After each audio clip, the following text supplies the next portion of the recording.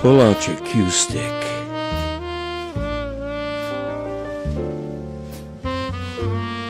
This game is about to get serious. Is that a ball in the left corner pocket? Or are you just happy to see the rack? Are you a hustler? Or looking to get hustled? Whether you're into break shots or bank shots, it all ends with a cut shot. Time to scratch that itch. Visit Only Dan's and see why we are banned in 49 states and 38 countries. Bring the chalk. It's gonna get rough.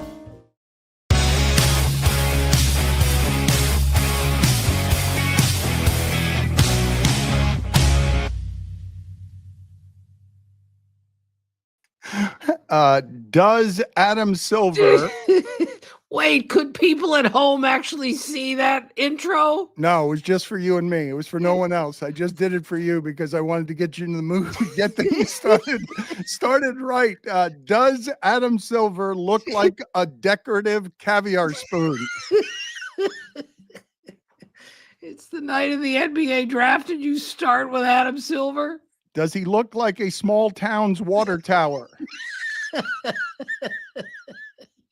Does he look like he administers truth serum? Look at him. Does he look like a library reference desk clerk who moonlights as the lead singer of a Devo cover band? Does he look like the mentally unbalanced Russian nuclear scientist with no spoken lines in a Sylvester Stallone movie? He looks like a lone French fry in a bag of onion rings. Oh, it's so bad. I can't believe you do that to this guy. Does he look like a tire pressure gauge? Does he look like a nurse at an old folks home? A dissipating smoke from a blown out birthday candle? A teed up golf ball? Sent here to observe us. Tim, it is nice to see you. There are a number of fun games tonight, and a number of surprises that we have for you over the next few hours. We've got Braves Mets, we've got Yankees Reds, we've got Cubs Cardinals, we've got Jeremy Taché in studio here with me, keeping us company, who will give us updates on all the many things I miss. Is there a game tonight? What do you have? What is your setup? What does the normal Tim Kurkjian night look like when you're chronicling all things baseball?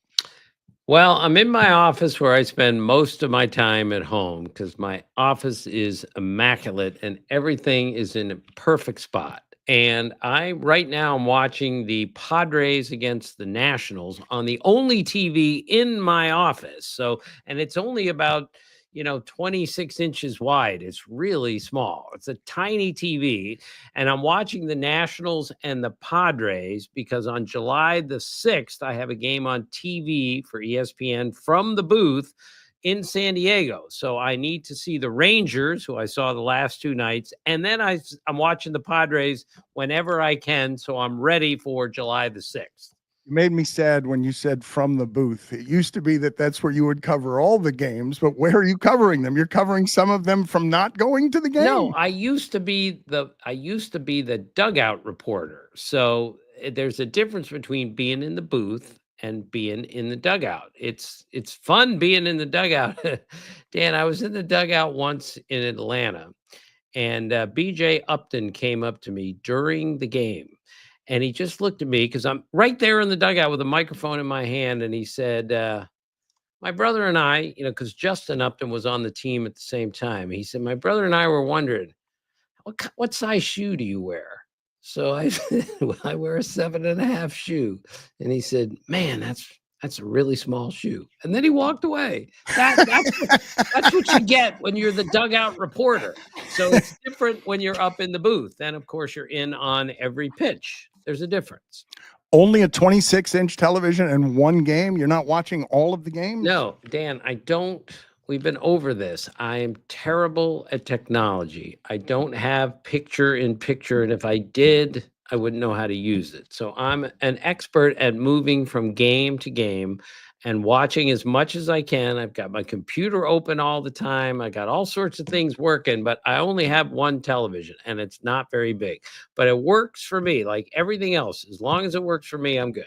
How are we going to watch all of the games with everyone on the internet when you only have one of them on your 26-inch television? Well, again, I don't have a choice. This is the way it works. So you guys can keep us updated. But you do have a choice. You have all the choices in the world. Somebody could come to your house and install on your wall a number of different televisions that allows you to have the MLB package and a number of different games at once. You do have a choice. Well, I probably do, Dan, but we have more than 3 televisions in the house, but there are 3 of the televisions in the house that I don't even know how to operate. They're those smart TVs that are like, it's like an internet TV. I have enough trouble with the internet on my computer, on my phone. I don't need it on my television. So I just like to press the button and know where the yelling at me. We're going to be here all night together. And already your rage problem is manifesting itself in a way that isn't going to make this evening as pleasant for everybody if you continue to have these outbursts.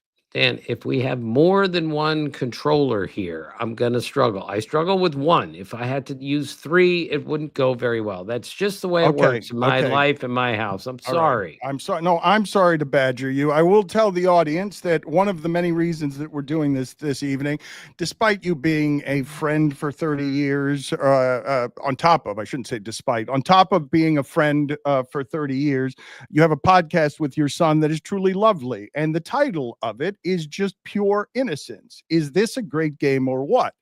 Is the name of the podcast, and I believe it's too pure for 2025. I think you need more controversy. I don't think that innocence sells. Is this a great game or what? Is this a great game or what? I believe is too nice, and that you and your son are too nice, and I think we need something a little edgier. Can we work on that? No, we're not going to do that, Dan. You run a pirate ship and you are a pirate. So it works really well when you do that. I am like the opposite of that now at age 68 with 3 grandchildren and a 4th one on the way. So we are almost intentionally avoiding any sort of controversy because we need to be different than all the other shows like yours is, but we want to make everyone on our show comfortable as opposed to you, and this is a compliment, Dan, making people uncomfortable. This is not a compliment. That is not a compliment. I want to ask in general about your innocence, as I have many times over the years. You have revealed a number of different things. You peed on the side of a highway. You got drunk and ended up in a bathtub, but you're not very rebellious. These are things that happen that you admit reluctantly because you answer all my questions, even though you shouldn't answer many of them. Have you had a shot of alcohol? Is that something that you have done?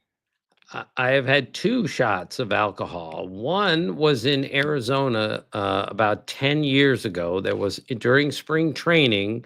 There was a party at a place called the Junkies, and the bartenders were all baseball players from Arizona during spring training. So George Contos was one of the bartenders, and he was a pitcher at the time for the Giants, and he was in charge of serving drinks. And he said, "Tim, you're going to take a shot." I said, "George, I've only had 1 shot in my life. I'm not taking another one. I can't do that. I'm the worst adult male drinker ever." He said, "You're taking a shot." So I took a shot of, I don't even know what it was, but it burned my throat on the way down. That's one of 2 shots I had. Another one was like a watermelon shot a long time ago. That's just the way it works. I need to know what's going inside my body because my body is so weak when it comes to alcohol. Do you have like names? You don't know what the shot, what the liquor was? You don't know the brand name or the kind of liquor? No, I don't. I don't know any of that stuff, Dan. Someone asked me the other day if I've ever had a martini. The answer is no, I've never had a martini. I don't even know what's in a martini. Dan, again, I led a very sheltered life growing up, and mixed drinks were not a part of it for me, and they never have been, and maybe they never will be. And certainly shots have not been a part of it either.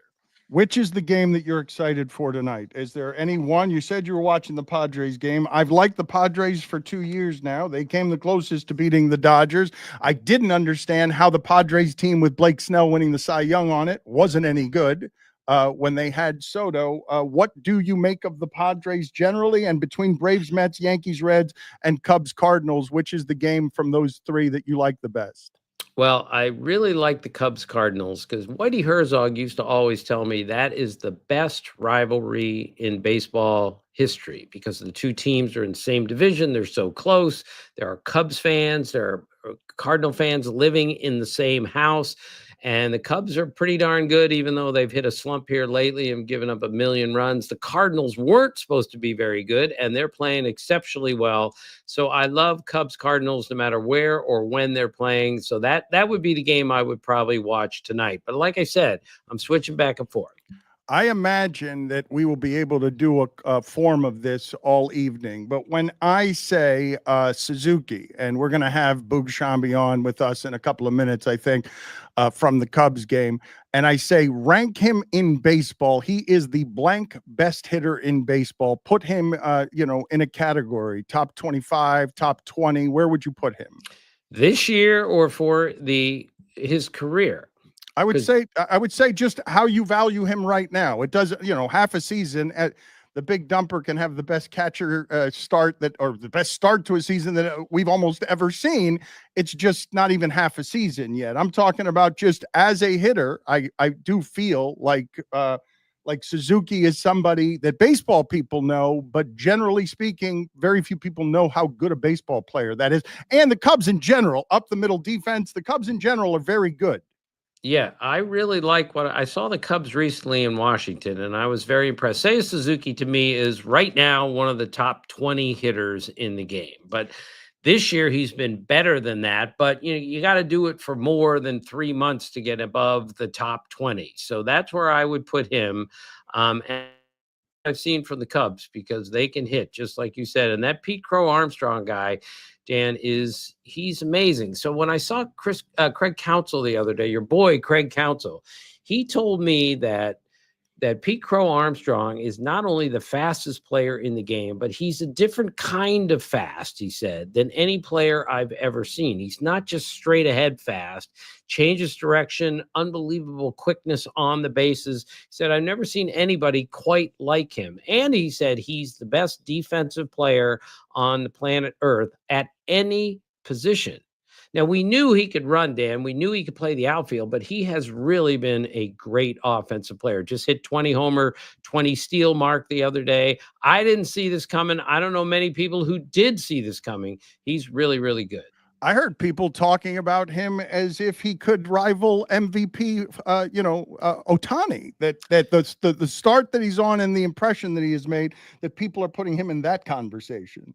Yeah, I think so. And Big Dumper is in the MVP conversation in the American League with Aaron Judge. Dan, we got to be careful when we look at some of these great players to not hand them the MVP before the season starts. I mean, they're all great. We know they're going to be great, but sometimes someone like, Cal Raleigh or someone like Pete Crow Armstrong lifts a team and they win mostly because of that guy. The word valuable still matters to me.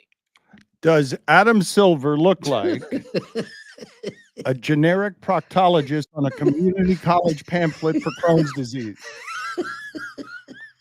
Jeremy, let's bring you in here real quick. What is it that you're going to be doing here? Because I'm not going to be able to keep track of the games. I came into the studio so that I could have all of these televisions. But if I'm talking to Tim and I'm paying attention to Tim, I don't even know how much I'm going to be able to watch these games. So you're going to be able to help us here.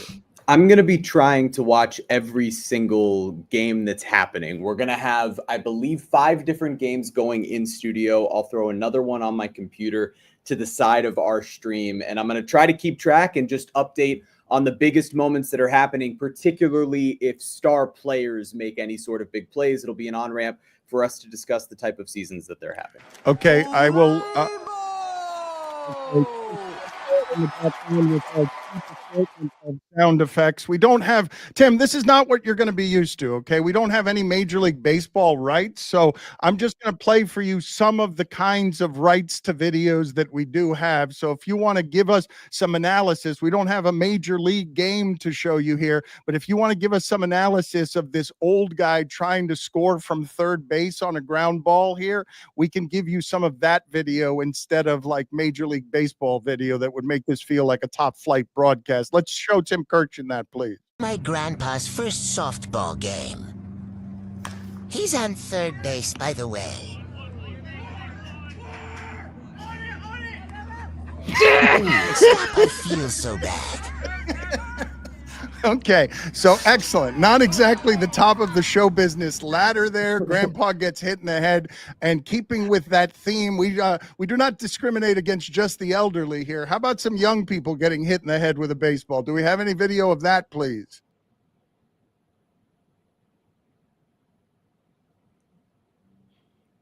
This is quality T-ball right here. There's no audio on this, so I'm going to have to do the play-by-play. First baseman getting in position here. There it is. Oh, right no. Oh. You know, you're distracted by the kid running. That's right. That's right. The kid who ran straight to second base. There he is. He has no concern whatsoever for anybody. T-ball's the best. Let's bring in Jeff Kurkjian, who sounds remarkably like his father. I want to know what the second choice was for the name of the podcast. It almost was, instead of "Is this a great game" or what were the rejected choices? Well, let's just say, Dan, I'm glad we didn't go with my dad's third book, which is I'm Fascinated by Sacrifice Flies. Listen, I have so much appreciation for my dad, but he named that book because of basically an on-air bet with Carl Ravitch. So I'm glad we went with book number 2, Dan, instead of book number 3. Jeremy, did you know that Dan challenged me on the air a couple of years ago and said, you wrote an entire book about sacrifice flies? That's impossible. I said, it's just a chapter in the book. One chapter, that's it. It's the name of the book. That's all. The irony in that, though, is that I do think you could write an entire book about sacrifice flies, and it wouldn't, with all of the information that I imagine you cut from that chapter. Yes, I learned after I made the statement, I'm fascinated by sacrifice flies, and Steve Berthume and Oral Hershiser looked at me on the air and said, what is wrong with you? Nobody is fascinated by sacrifice flies, which then became the title of the book. And then as I researched sacrifice flies, the stuff I learned, I didn't know any of it because no one has ever studied sacrifice flies, but I did. It's a ridiculous topic, but I love that stuff. Jeff, do me a favor. Please turn to page 47 and just do a little evening reading of the Tim Kurkjian book from page 47 of I Love Sacrifice Flies. That is not a book. That is not a book title, I believe, that anybody would pick up if not for your name on it, Tim. I believe that book only sold because your name was on it. How did it sell? It sold well. It was a New York Times bestseller. And if I'm going to drop some names here, I used to go to lunch with Charles Krauthammer and George Will like all the time. These are like the two smartest guys in the world, two of the great essayists ever. And I did all the talking at lunch, always, because they love baseball so much. So they would just pepper me with questions. But Charles Krauthammer, the late now Charles Krauthammer, brilliant, hilarious guy, said, Tim, I love the idea for the book, but you can't name it. I'm fascinated by sacrifice flies. But I did anyway, and that I'm sticking to it. We will read from page 47 in a second. I want you to either confirm or deny the following story I've heard about George Will. A bunch of sports writers during the day, spring training, were at a strip club on a weekday at spring training, and they gave the DJ $100 and made him announce, ladies and gentlemen, in the club today, conservative columnist George Will. And then George Will put his hat on and ran out of the strip club. Do you know whether that story is true or untrue? I have never heard that story. knowing George Will pretty well, I would say that is apocryphal, but I guess who knows? I would say absolutely not true.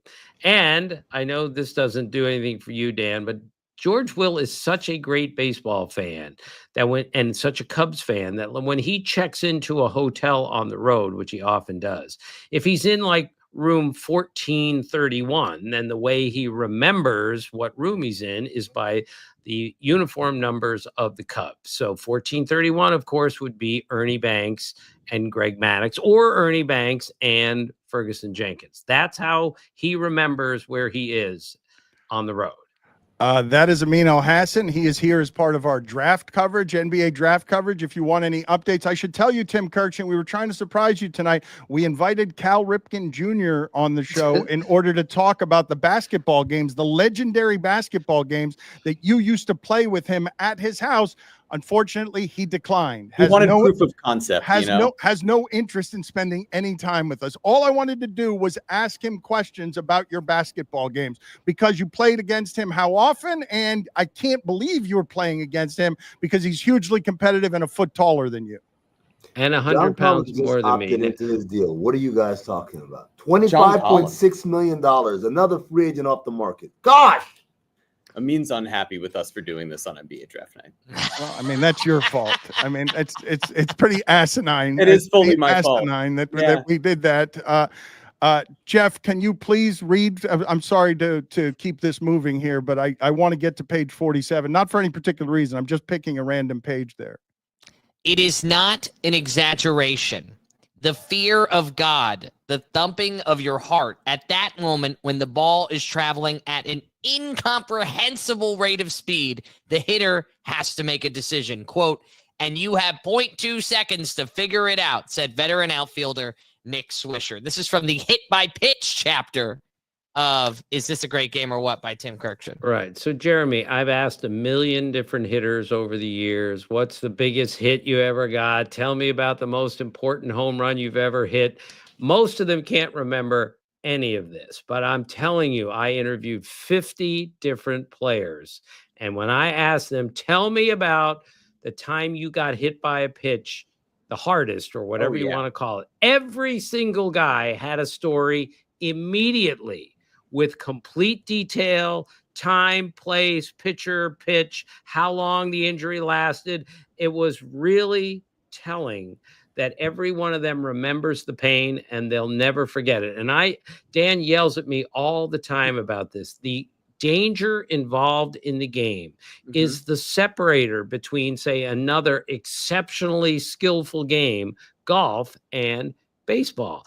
Dan and the knuckleheads, Chris, Cody, and I love all those guys. They called me in about 5 years ago on the air, and I wasn't supposed to be on that day because all 5 of them said they could get a bunt down in a major league game against Garrett Cole. They thought they could. They called me to say, Kurkjian, could we get a bunt down? And I had to tell them, and I love these guys. I had to say, you have zero chance to get a bunt down because he would first buzz the tower. Now you would be too afraid to stay in the box to try to get the bunt down. Am I wrong about this? No, not even slightly wrong about this. I just the other day was working a Marlins game and watched Dane Myers be hit by a 97-mile-an-hour fastball on the elbow.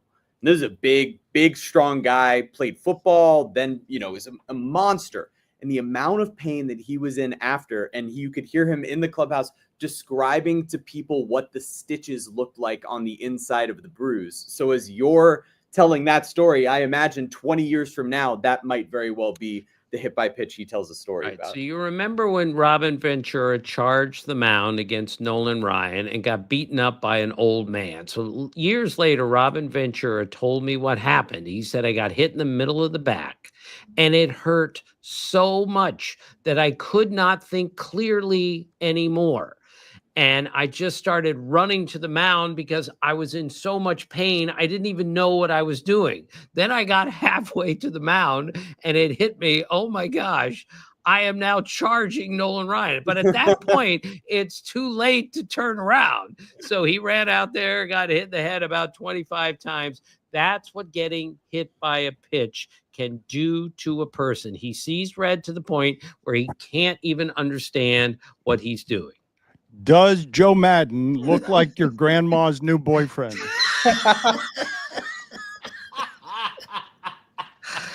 Oh, Joe Madden is an all-timer, and that's pretty good. I always said he looked like Spencer Tracy, and I told him that once, and he was totally flattered that I thought he looked like Spencer Tracy. Well, whatever.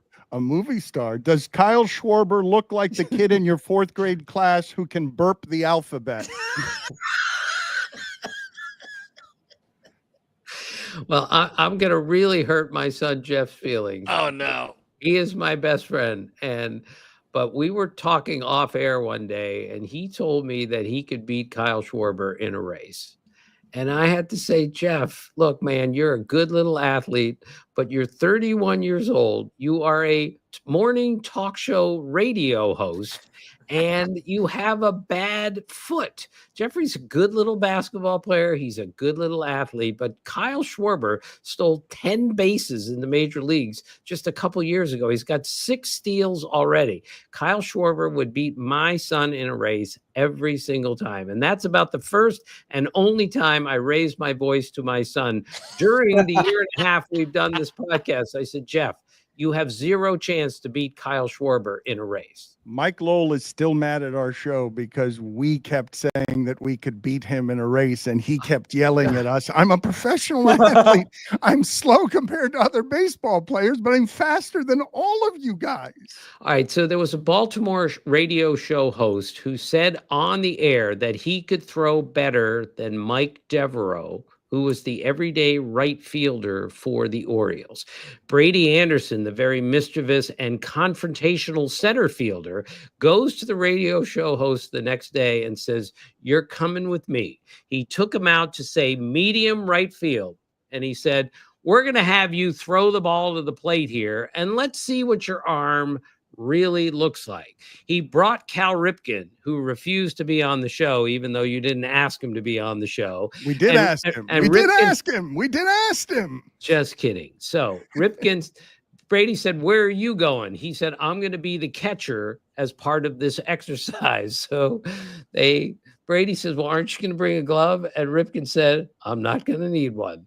And the radio show host from, I would say, relatively shallow to medium right field made a throw that did not even come close to getting to home plate on like after 50 rolls. Okay. So Brady looks at the guy and says, "Don't you ever say on the air again that you could throw a baseball better than a major league player, because you can't." Couple of lovely things there. You saying that Jeff is your best friend reminds everyone in the audience to check out Is This a Great Game or What? We want to support the friends of our show. Tim's been a friend of our show for many, many years. We have few better friends. Is This a Great Game or What is the name of the podcast he does with his son. So, Jeff, he never yells at you? Like, you never have arguments?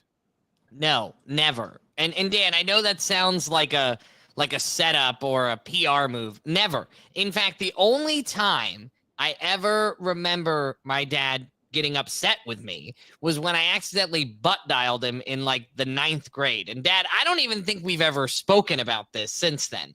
And I was with my buddies, and one of our friends who was older was driving us home. So I was trying to be cool. So I was cursing like all the other kids do, and just the way you talk with your friends. And when I got home, I didn't realize I butt dialed my dad. And when I got home, he said, "Hey, let's take a walk." And we walked up the street. And when we got to the top of the street, he looked at me and he said, "Jeffrey, that is not the way we talk in this family. And if you want to continue to be a member of this family, I need you to represent yourself a little bit better." And I burst into tears. I'm like, "I'm so sorry. I didn't mean to. Oh, gosh." And the fact that he didn't raise his voice made it 1,000 times scarier for me. So really, Dad, I think that's the only time I really felt disciplined by my father. And it was the scariest thing that ever happened to me. Jeff, how many curse words did you hear me say while you were growing up? 0. Well, All right. except for when the dog ate your baseball glove, and I heard every curse word known to man. Whoa. And I thought there was a robber in the house. I'm in my bedroom. I'm probably 11 years old, and the baseball glove, the A2000, which you can see right behind me here, that his dad, my grandfather, and his bought together. Wow. Unfortunately, a year prior to that, my grandfather had passed away, and the dog got a hold of it and ripped the leather and was eating it. And my dad, rightfully so, said every curse where I had no idea what was going on. That was only one of 2 times I ever heard my dad really, really get into it and really get angry.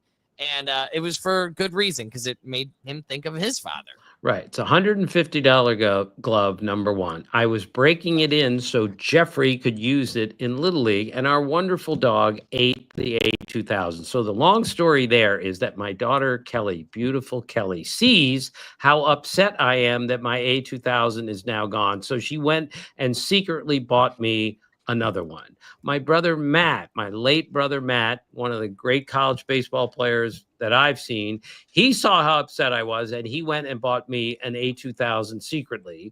And I went to the winter meetings like a couple weeks later, and they have all these gloves there because it's part of the winter meetings, banquet type of thing. So I bought one too, unbeknownst to anyone else. So now when I get home, we exchange. I've got 3 A2000s, which then becomes an A6000. I had 3 baseball gloves. We took one of them back. I kept one, which I still have, and Jeffrey has his in his office. I have a number of follow-up questions about the things we were talking about. So what do you remember about the butt dial, Tim? I remember it precisely that Jeffrey left to go up the street. I was going to the airport, and I heard a bunch of swear words in the back as he and his buddies, look, he's 17 years old. He's allowed to do this.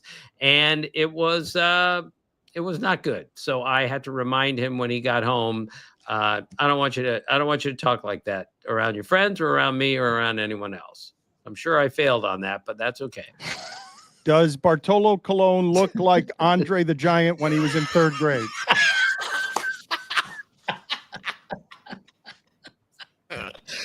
Oh my God. So Andre the Giant used to play like cards every day when he was doing the movie. One of the great movies ever, the Andre the Princess Bride. Princess Bride. So he's playing cards every day, and he's keeping score of the card game, and he puts everyone's initials down, and he puts AG down, and they said, what does that stand for? And he says, Andre the Giant. That's his name. So yes, he looks exactly like Andre the Giant in the 3rd grade. And by the way, Bartolo Colon had the ability to do these wrist curls backwards like this. Everyone else does a curl of the wrist like this. He could do it backwards. That's how strong he was. And you remember how heavy he looked? I saw him do the splits in the clubhouse one day. The splits. There he is. That guy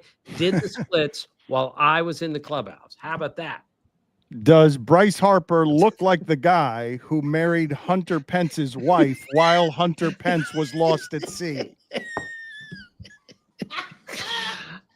I can see Hunter Pence lost at sea. Yes, absolutely. You could, right. You could also see Hunter Pence looking like a cop who went undercover for too long and no longer knows right from wrong. Hunter Pence had the worst baseball actions of any baseball player I've ever seen. He didn't even look athletic, swinging a bat or throwing a baseball, and was still a really good player. A lesson, Dan, Jeremy, for all of our young coaches out there. You don't have to make every kid swing and throw a ball the exact same way. If somebody can do it, and it's a little bit unorthodox, let him continue to do it as long as he has success. If they had changed Reggie Miller's shooting motion when he was 8 years old, what would that have done? He had terrible shooting motion as one of the great 3-point shooters of all time.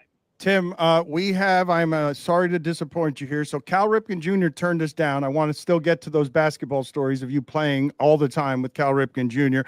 Boog Shambi is AWOL. We can't find him. Jason Benetti gone. But some of your loyal friends have indeed arrived. So Adnan Verk, who is very, very busy because he's got amazing things to do with Major League Baseball tonight, and he's got all the games around him. And Eduardo Perez is here as well. So we're just going to start bringing people in. Look at that. Look at that. Oh, Adnan, go ahead. Just say hello to everybody. Welcome everybody in as the natural television host that you are. I appreciate that so much, Dan. It's great to see all of you. I always listen to Is This a Great Game or What? A fabulous podcast. So some takeaways from Dan Le Batard's appearance on that podcast today. First off, Jeff pointed out that Tim raw dogs his phone, which is an unbelievable expression and means that Tim does not have a cover on his phone. Yes, That's something I will not be able to erase my memory. Yes. And Dan, I really want to join today because Tim was a couple of pounds over 140. And so he made sure he stripped down to get naked on the scale and get down to 140. So I've been promised we might get a Tim Kurkjian. Yes, that's how this on a ends. scale. That's how this ends. It ends with him nude on a scale. That's the big punctuation to the evening. I know Eduardo is looking forward to that. I didn't realize this was a roast. This is beautiful. Neither did I, Eduardo. Tim, so this started at 6:30. What time did you get on StreamYard to get this thing 4:30. working? I was on at 4:30. I was on at 5:30. I did a Sports Center hit today at 5 o'clock, and I started the process to get on at 4 o'clock, an hour. Most people can do this in 5 minutes, and I needed almost the entire hour to make my computer work because everything got all fouled up. That's how bad I am. And then there's Eduardo, who like nothing ever goes wrong in Eduardo's life. I want to talk to Eduardo in a second, but Adnan's got to go here soon. What's your evening look like, Adnan? Because you're traffic cop crazy tonight, right? Yeah, 3 hours of Strike Zone dance. We'll have all the live looks at some great games today. And by the way, speaking of baseball, how exciting was that to see Skeens versus Misarowski head-to-head? It shows the game is in great shape when you've got these fascinating young pitchers. But I use the word fascinating for a specific reason because that's the title of Tim Kurkjian's book. If you don't have it, it's called I'm Fascinated by Sacrifice Flies. Still available wherever you get your books. And my book, by the way, is coming out. Who doesn't have it? Yeah. Who doesn't have it? Dan, I just want to plug my own book. That's August asinine. 26th. That's asinine. There's no way that book sold that many copies. Who would buy that book? Well, August 26th, people are going to be buying Cinephile, and this is the tee up here, Dan, for Tim. Here's what Tim inscribed, which is the best description you're ever going to have for a book. Adnan, you're amazing, and not just as Karnak. Infield fly rule, walk-off homer, and R.A. Dickey. So, Dan, we're going to tell you and the audience what this was, one of the dumbest things ever in baseball fight history, in which I played Karnak with Eddie and Tim. Go ahead, Timmy. Yeah, so it was a 1 o'clock baseball tonight. Nobody is watching this. And since Adnan knows everything about television and movies, he decided to do a David Letterman baseball tonight, where he ran on the set, much like David Letterman did. And then, of course, and Adnan, tell him you tell it better than I do, about the names we came up with that Dave and that Karnak, Karnak pulled out of the hat. Right. So we started to meld Carson and Letterman together. For those that don't know, Johnny Carson would do that bit, Karnak the Magnificent. There'd be something in the envelope, rip the envelope, pull it out there. And so Tim and Eddie were coming up with these ridiculous jokes for like literally it's for three people who are laughing, and it's the three of us about R.A. Dickey. I think the infield fly rule. What is Jeff Goldblum's worst nightmare? The infield fly rule. No. I think the answer to that was, why does Jeff Goldblum, why does he never play the outfield? Because it's the infield fly rule.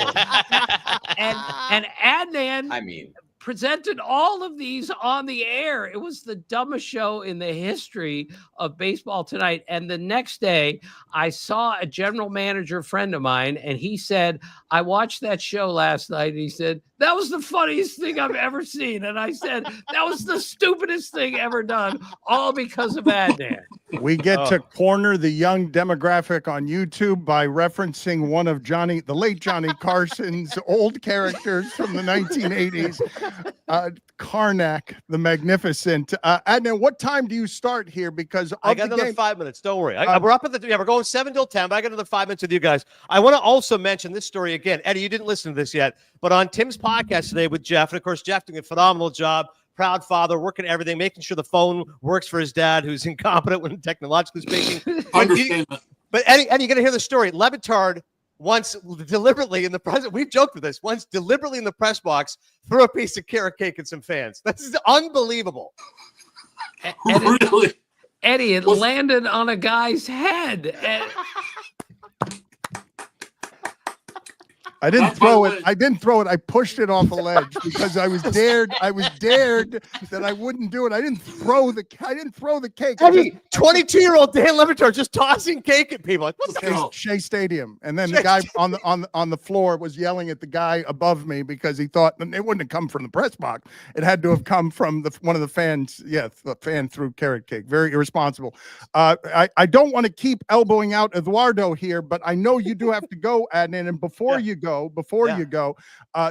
you're most excited about what things right now in baseball? Well, I went to the Mets game last night, and it was unbelievable heat and humidity. And Eddie and Tim know how great that ballpark is. It's fantastic. It's alive. But right now, they're having some issues. 1-10, the Mets are their last 11 games. There's no shortage of star power when you've got Soto and Lindor and Alonso. And Soto has finally come alive. But it was a heck of a game last night. I took my kids in the 98-degree heat. The fact that the Mets were up 3-0, lost that game 5-3.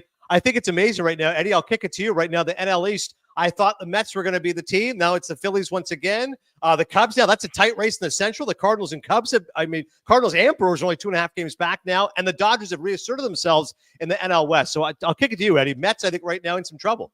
I just want to know what your kids did wrong for you to take them to that game right there. Well, no joke, Eddie. We left the house 5 o'clock. We pulled in 7:15, 2 hours and 15 minutes to get to Citi Field. But Mr. Frosty was nice and good. Not bad. Yeah. You were in air conditioning.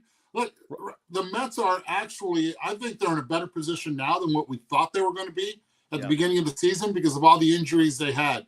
Number 9 at the time, they have to be really happy with Frankie Montas with how he threw. Great last night. 5 innings, didn't give up a run. Go ahead. After not having it all done well in the rehab. That just tells you that rehab really doesn't mean much for these starters. Once the adrenaline gets going, once the scouting report gets going, it's almost like spring training. Am I concerned with the bottom of the order of the lineup of the Mets? Yes, I am concerned because that's where you need the production. We know that without Francisco Lindor being effective offensively, this team really has not done much. We saw how good they are once he went into the leadoff spot last year. This year, it started off that way. If he cools off, the team will cool off eventually as well. And I need Juan Soto to be the Juan Soto that we saw with the Nationals and the Juan Soto that we also saw last year with the Yankees. He needs to bring his antics back, sort of like how Ronald Acuna has brought his antics once he goes deep yesterday. You saw him light it up, let's go, bomb, do the whole thing. The kids, the young generation likes that. It just shows who they are. That's the baseball we're in right now. It's not the serious Juan Soto that we're seeing. I'm not it. I don't have it in front of me, but doesn't he have 17 homers and an on-base percentage? It's unbelievable. You're right. But there's a way of having fun that just gets everybody else going. Everybody's waiting for that. When the Mets were playing well and Juan Soto was doing his thing and he started his antics a little bit out there in LA, you sort of saw it again. You're like, okay, everything's starting to run smoothly. Pete Alonso was Mr. April and May, and he's cooled off as well. I think you need more than just Juan Soto. You need more than just Francisco Lindor.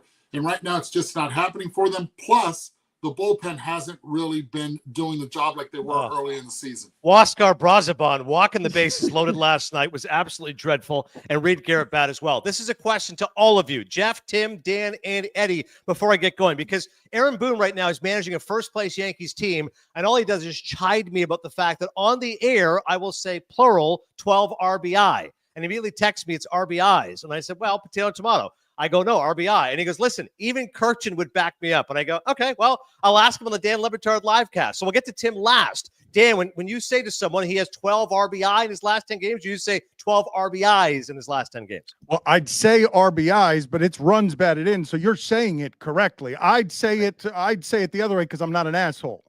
Yes. Point taken. Point taken. Eddie, 12 RBI in his last 10 games. It's runs batted in.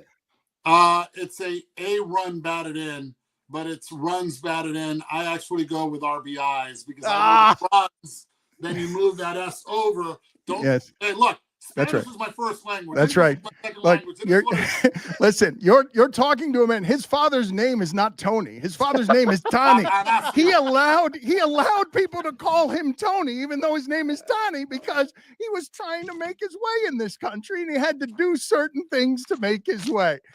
Tim, what's your answer to that question? The answer is RBIs. And get this, the Yankees manager, Aaron Boone, texted me at midnight one night. Now, he used to do this all the time when we were teammates at ESPN, but not as the Yankee manager. And he writes, "It's RBIs, isn't it?" He said, "I'm on a mission to get this right." And then he wrote me that idiot Adnan, he loves Adnan, says it's RBIs. So I wrote back, it's RBIs.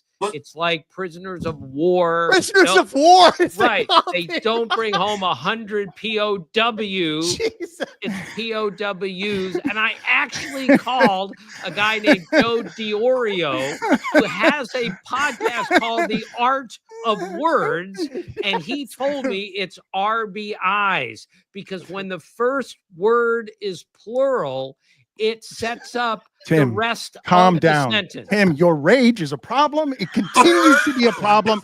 Everyone keeps telling you this. Don't make a stage of intervention.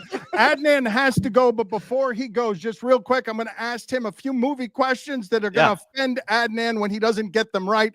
Adnan's new book is being printed tomorrow. Cinephile, the book, will be available soon wherever it is you get your books. August Tim, 26th. in the 2000s comedy, I'm not going to name it, Bradley Cooper, in this 2000s comedy, Bradley Cooper, Ed Helms, and Zach Galifianakis wake up in Vegas after a drunken night on their friend's bachelor party. What is the name of that movie? The Hangover. I'm not a complete idiot. Look at that. Timmy. No How did he way. get that right? How did he get that right? That foils my game. It doesn't work if you get it right. Timmy, It was a cinephile. it was a hilarious movie. Ed Helms goes, "Look at me. I married a hooker. I got no front teeth." What? So bad. This director is known for movies such as Taxi Driver, Raging Bull, and Goodfellas. Well, it's the greatest director of all time. It's Adnan's all-time favorite. You forget his name? I forgot his name. No, Timmy! Stick the landing! He was so confident. This is He was so so bad. confident. Adnan has told me 1,000 times this is the greatest director ever. And I just draw a blank. All Oh right, my nobody God. tell him. Let's see if he can come up with it. If No. we just It's stare gonna at bother him. him. This'll If we bother just him all stare night. at him It'll for a kill, long it's time. already killed me. The whole show is ruined. Give me his initials, please. Anything. No way. No, nobody some give more him movies, anything. Dan. We'll Don't give see. the initials. Adnan, no, we'll let you go. You have to go. You have to go, Wait, right? no, one more thing. I just want to know, Tim, does Mel Kiper look like the fatherly protective eagle? Hey, Dan, please, one request from me since I'm getting crushed here. Adnan, just give us the greatest Adnan looks like, and then you can leave. What was the Adnan look like that made us all laugh so loud and became a home run call? I love that Dan said it on the podcast today with Jeff. Right. Make sure, again, you listen. Is this a great game or what? Does Adnan Burke look like the agent who, after 007 has been felled, removes his mask, extends a hand, and says graciously, "Welcome to Tangier, Mr. Bond."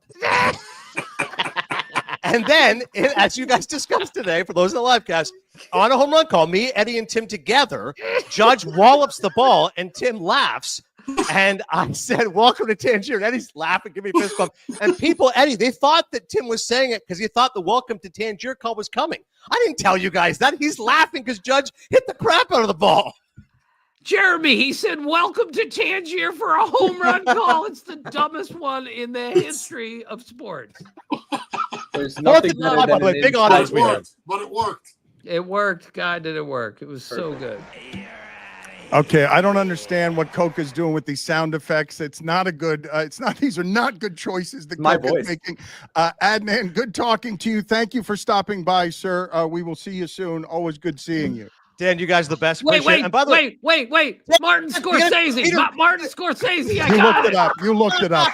You looked it up. We don't believe you. cheated. Dan, You he cheated. doesn't know You're a how to cheater. look it up. I cheated. Jeffrey texted it. This is what you do when you work together.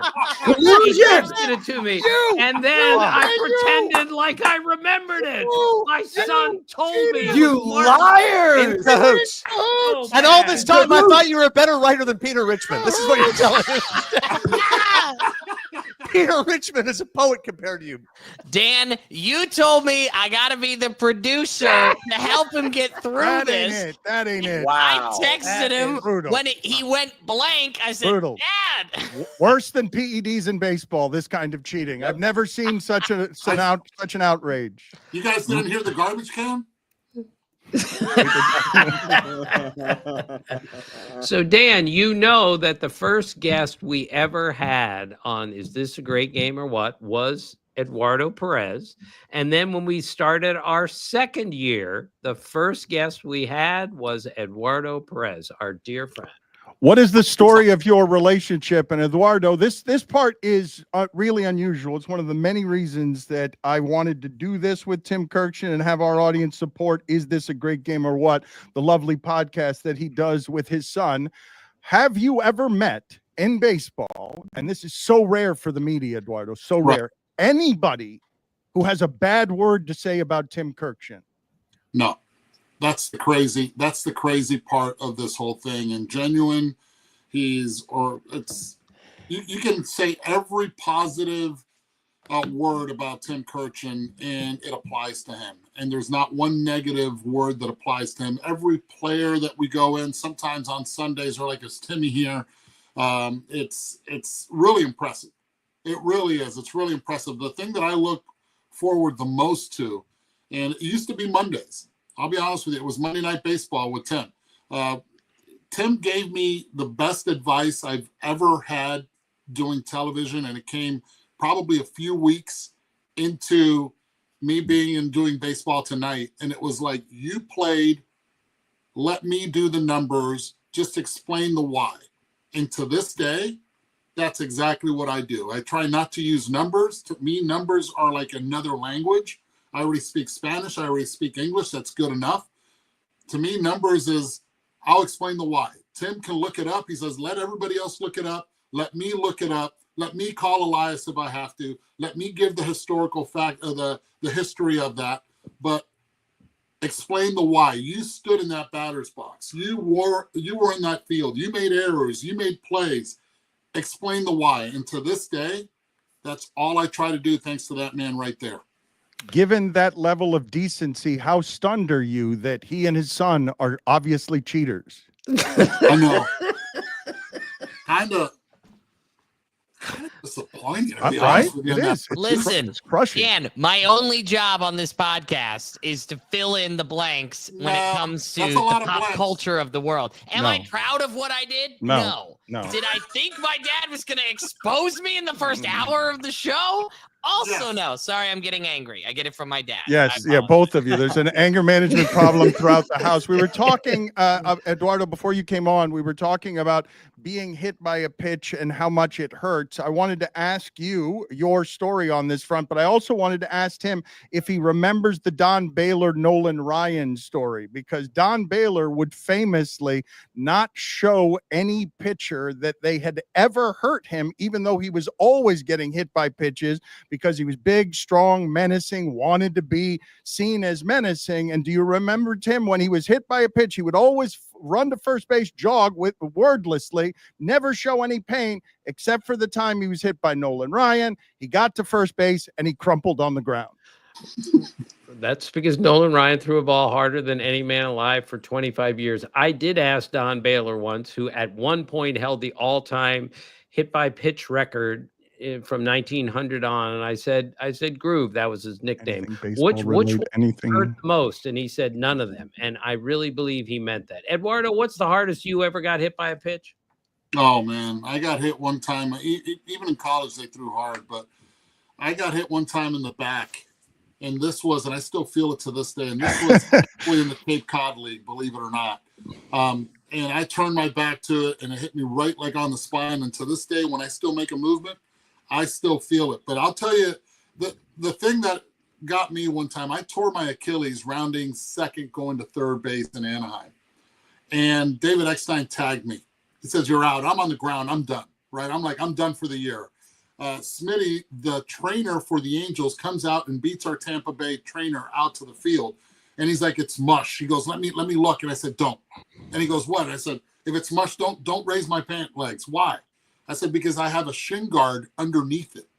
And my dad would always say the sign of a bad hitter is a hitter that has a shin guard on. So I had a shin guard underneath my uniform. I did not want my dad to see while I'm torn Achilles, I had the shin guard on. So I'm like, "Please do not show me that." He goes, "Okay, no problem. I'm not going to show you that. I'm not gonna raise it." So I actually went into the clubhouse, held my dignity with a torn Achilles, with the shin guard still on, and nobody knew that I had it on. Eduardo, tell Dan and Jeremy what happened when you called your Hall of Fame father to tell him that you are going to the big leagues for the first time. We're in Scottsdale, and Mako Oliveras tells me, "Hey, congratulations, you're going to the big leagues." That time there were no cell phones. I call my dad. I go, "Bobby, going to the big leagues." He goes, "Why?" I was like, "What do you mean?" Why?" He goes, "You're not ready." I was like, "I'm going to the big leagues." He's like, "Why?" I'm like, "Are you kidding me?" You know what? He was right. He was right. I had just started playing third base less than a year before that, and I was thrust into third base. And they told me then I was up and down in the big leagues. I wasn't able to develop. And we're seeing that in today's game now, right? Yep. We're seeing a lot of guys getting rushed to the big leagues. They don't know how to run the bases. That's one of Tim's biggest pet peeves. They don't know how to run the bases. The Rays do. The Rays know how to run the bases. The Rays know how to run the bases. Don't tell me the Rays don't know how to run the bases. The Rays are putting on a show. Have you guys looked at O'Neal Cruz and seen what that player has done? He got rushed to the big leagues, and then he got rushed to center field.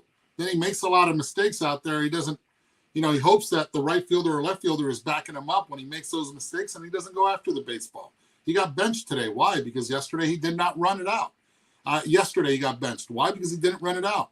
There are things that have to be taught at the minor league level, so it doesn't happen at the big league level. But you can explain this, though, to Tim and others, Eduardo, because when you mentioned lovingly what your father did, I'm familiar with the work of the Cuban father and how demanding he can be. And Rafael Palmeiro and Jose Canseco tell amazing stories about their fathers being crazy about pushing and demanding from them.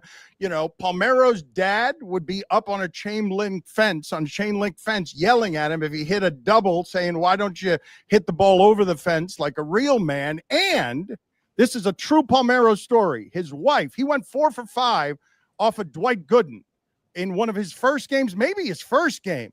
And his father called him and said, "If you were a real man, you would have pulled the ball and quit slapping it to left field." That never happened to me. I was fortunate. My dad never did that.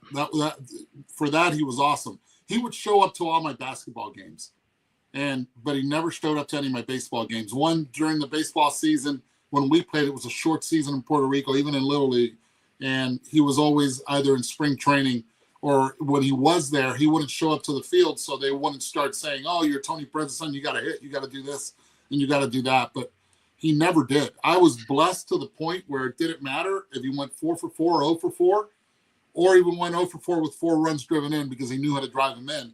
He was always the same person once he left that clubhouse. Eddie, when you were a kid, maybe 10 years old, and you're in the Reds clubhouse, what was your job after the game to deliver to the players? Tell us what you did. Beer. My job was beer. I was hoping that the team would win, and my job was, man, I had it down packed. I get that pitcher, I tap, let some out first. I mean, I could fill it up to the top, and you wouldn't even La Comita wouldn't even be at the top, Dan. La Comita wouldn't be there. It would be full. Oh man! At 10 years old, you were able to do that. Oh, I was able to do that. It was so good. And then at 14, there was nobody better than me at doing it. First time ever in the dugout. Think about it. Was 1983. Fully dressed in uniform. I was 13 years old, and I was fully dressed, and I was able to see the last out. And Tim probably celebrated it. The 1983 World Series, while the Orioles were celebrating at the Vet, I was right there in the top step watching all of them celebrate Game 5 as the Orioles lost the first, right, Tim, and then they won the next 4. They lost Game 2 of that Lost series. Game 2, and then they won the next 3, 4, and 5. Yes, Yeah. absolutely. Wow.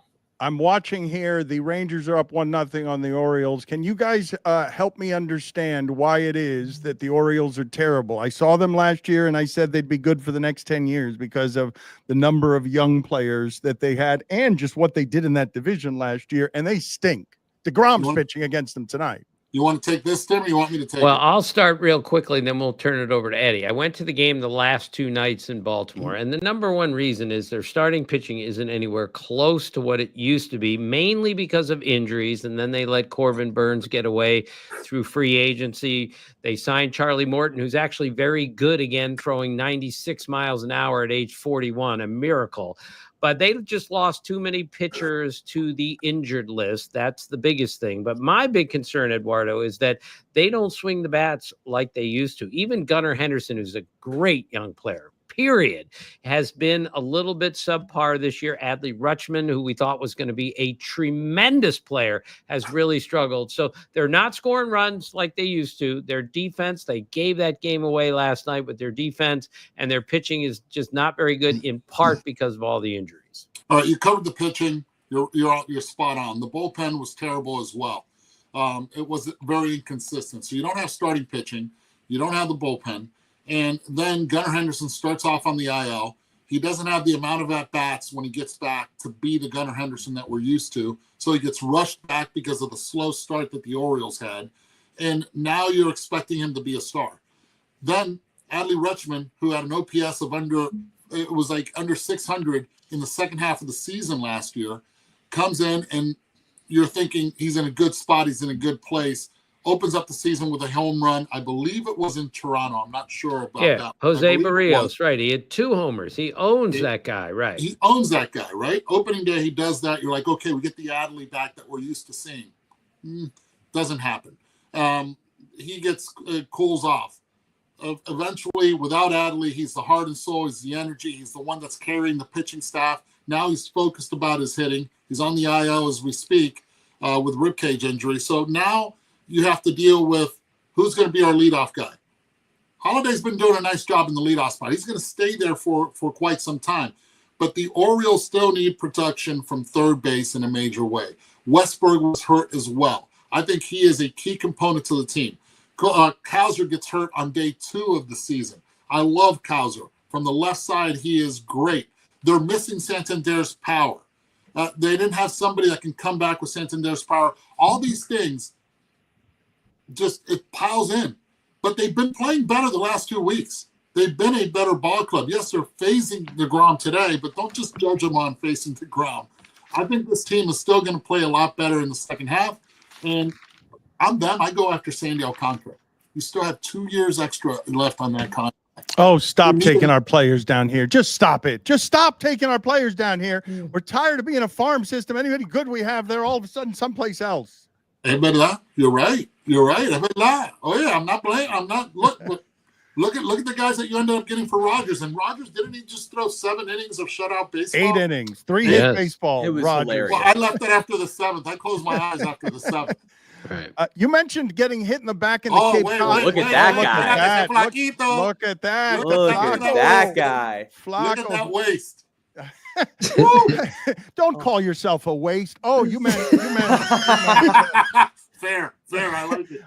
But you said you got hit in the back in the Cape Cod League, and I saw that a New York Met in single A the other day hit 105 on the radar gun. Wow. I do not let a Double single A. A pitcher. I thought it was single A, but I just don't. Minor leaguers don't have control of that. I will not step into the batter's box against a single A pitcher who throws 105. I had to do it. I had to do a rehab assignment when I was in the Angels, and they said go to go to the short season in Arizona League, and I was scared shitless, and that's the only way that I could say it. I was scared. I was sitting in the back. I was standing in the back of the box. I'm like, look, I'm going to go over here. I just want to track some pitches, but I don't want one hit at me. Tim, you asked me who was the hardest one that hit me. I'll tell you who it was. It just came back to me. Rick Ankiel. As a teammate, before he went wild in New York against the Mets in the playoff game, Thomas Howard and myself, had to hit off him because we swept the series before that one, and we were stuck in early work, and he started going all over the place. He got me pretty darn good. I think Rick Ankiel threw better than any left-handed outfielder in the history of baseball. Think about all the great outfield arms: Roberto Clemente, Jesse Barfield, Dave Winfield, Ellis Valentine, Reggie Smith. They're all right-handed throwers. And then when Rick Ankiel went from pitching to the outfield, he threw better from the outfield than any left-hander I've ever seen. But why was he so accurate from out there, but he couldn't be accurate from 60 feet, 6 inches? Isn't that amazing? Chuck Knobloch, remember Dan? Remember Jeremy was the same way. Tino Martinez told me that when Chuck Knobloch had the thing, okay, when he's making a double play or he's throwing the ball in on a relay throw and he doesn't have time to think, he had no problem. But when you hit a routine ground ball to him, it got in his head. And Tino told me he threw a ball at least 20 rows into the stands on a routine grounder to second because the thing got in his head. Seen that before. Like Osa. I mean, that's crazy. You got like 5 guys, right? Mackie Sasser couldn't throw the ball back to the mound from the catcher. Right, Look, Dale Murphy.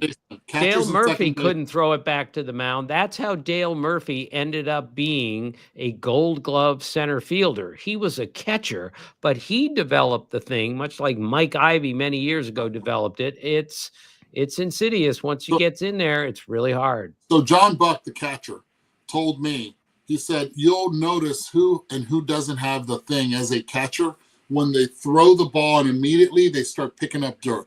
They throw and pick up dirt because it's teaching them to follow through and focus on the dirt and not on the throw, because he had the thing until they told him, okay, this is what you're going to do. You're going to throw the ball and pick up dirt. So that's one of the things that I look at with a catcher when they throw it back to the pitcher. People refer to it as the thing. I've not heard that. Like it's an illness, an infirmity, a disease, a demon. They refer to it. How many players have had the thing? You're talking about a mental short-circuiting that doesn't allow them to throw a routine baseball to a routine place. Steve Blask had the thing, Dan, and that's what they call it. He basically won the 71 World Series for the Pirates and then became a completely ineffective pitcher because he had the thing. Rex Barney, who used to do the PA at the Orioles games, used to pitch for the Dodgers through a major league no-hitter. He got the thing, and he told me he had no idea what to do next. And he sent out like something in the newspaper. Someone, please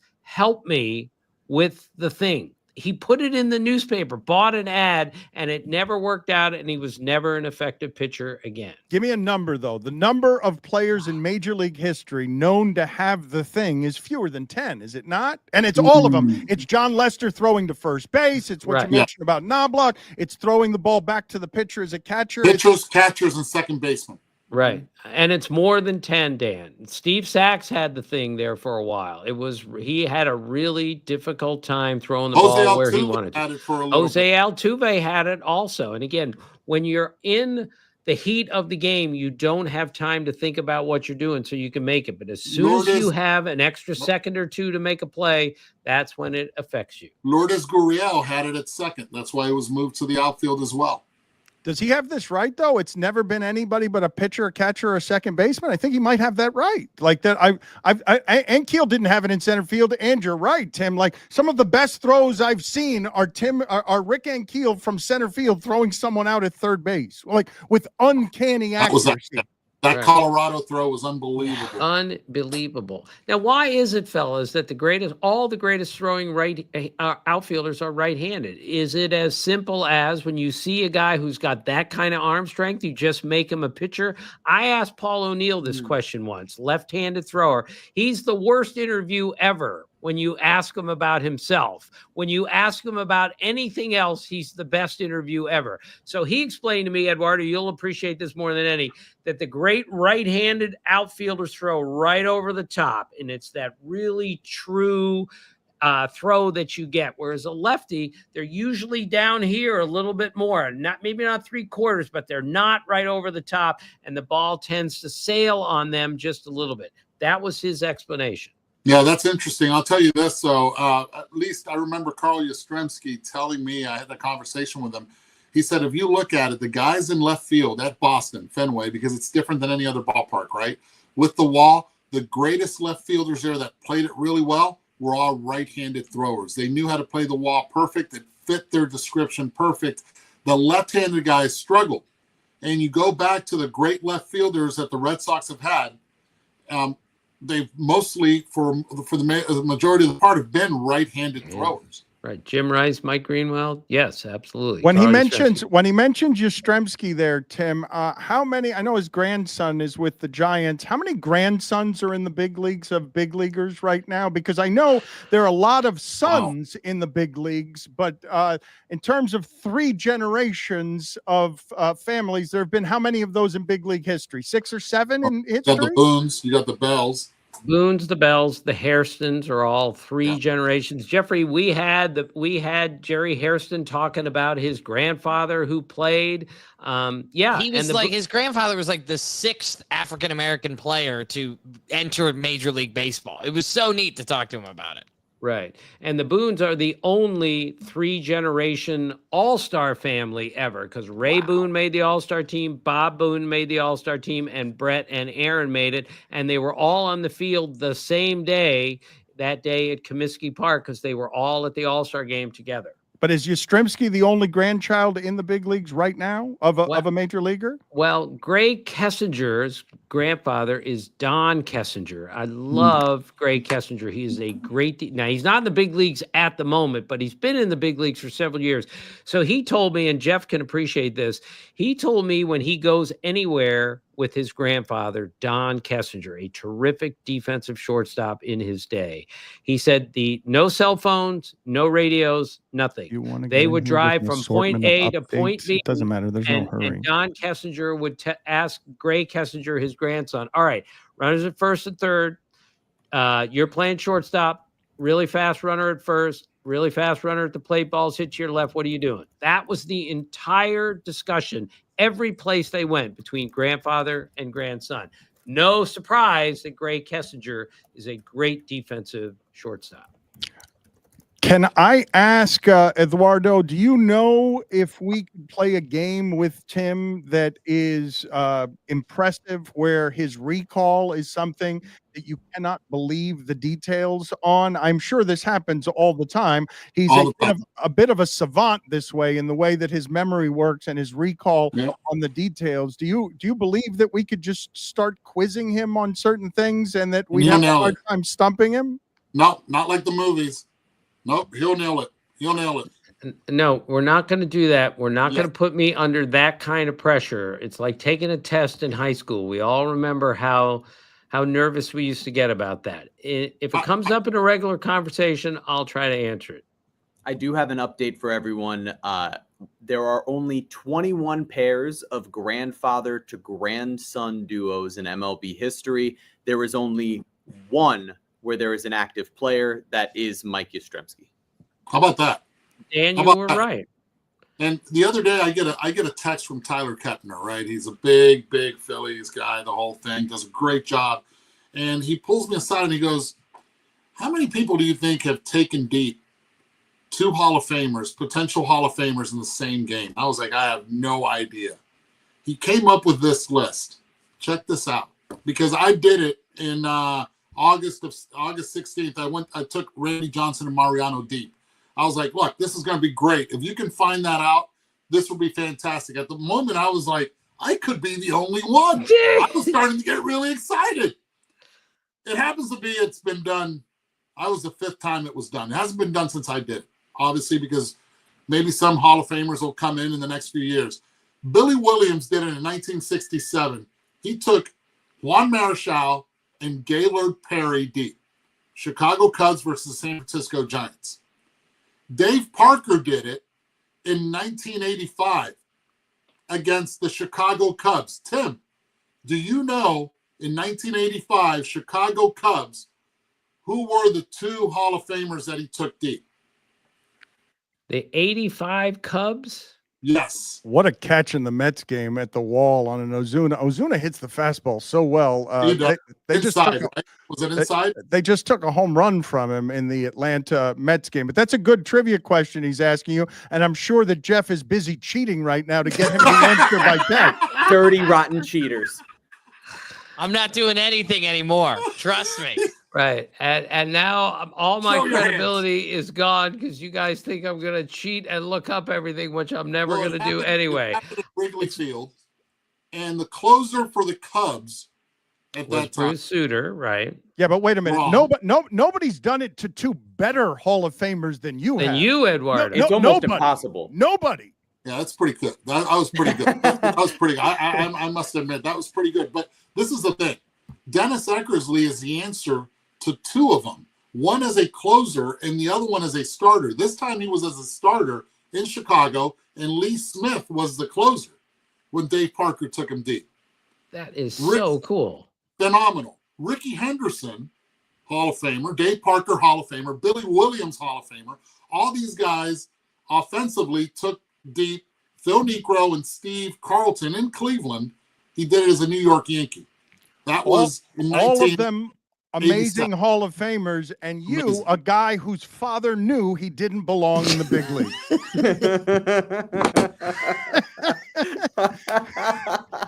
Hey, and this is the thing. I remember the pitch Mariano threw me. It was a cutter. Of course. Oh no! Oh, you hit the cutter out.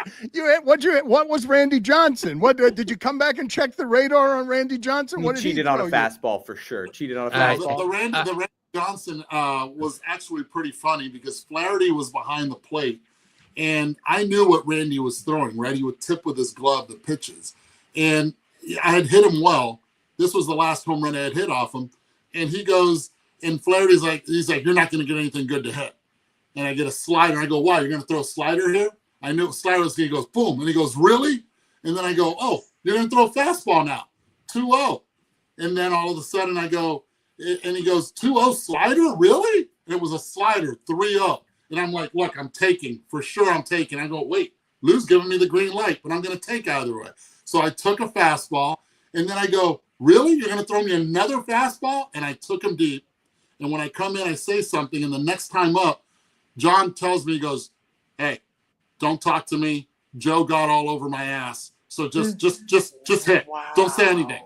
So Dan, it's kind of funny. And I then did 100 games. games. I did 100 games in the booth with Eduardo, and I can tell you 100 different times he would just look at me and like mouth fastball, curveball. He could see it from the booth for what the pitcher was doing, whatever, 200 feet away. It was amazing how he could see that stuff. How many pitches? How many pitchers would you say, if there were a number, you knew they were tipping their pitches? Again, a very thin Eduardo Perez. And that was Jorge and I hugging. We love each other. That was Randy Johnson. He threw one at me and he missed. So it was, I hit 79 home runs in my career.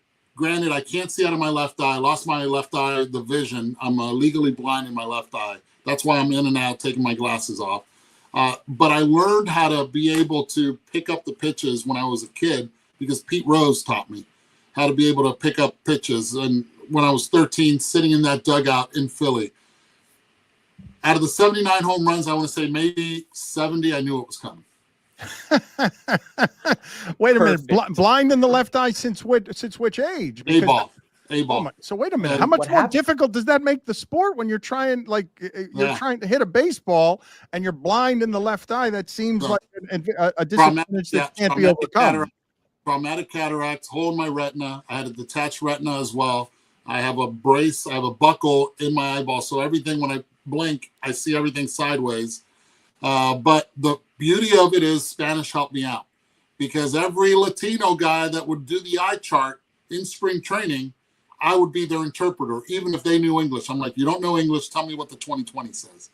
and I would get by and I memorize it, and I'd say it, and I regurgitate. Another cheater. Nothing but cheaters on this on this live stream. No, It's baseball after all. It's You're not cheating. unbelievable. You're not cheating. You're not trying. Well, Susan, that's baseball. Yeah. Dan, I got in trouble with Eduardo's mother because I called him Eddie on the air a couple times. Yeah. So tell us, Eduardo, what happened when you were a freshman in college. Wow, Tim does not forget. We were playing here at Al Lang, right? No, we were playing here in Miami against the University of Miami. I was at Florida State, and it's my freshman year, and they say now batting first baseman. It was my sophomore year. Now batting first baseman Eddie Perez, and my mom, who had 2 seats, not one, because one was for her, the other one was for her cartera, her purse.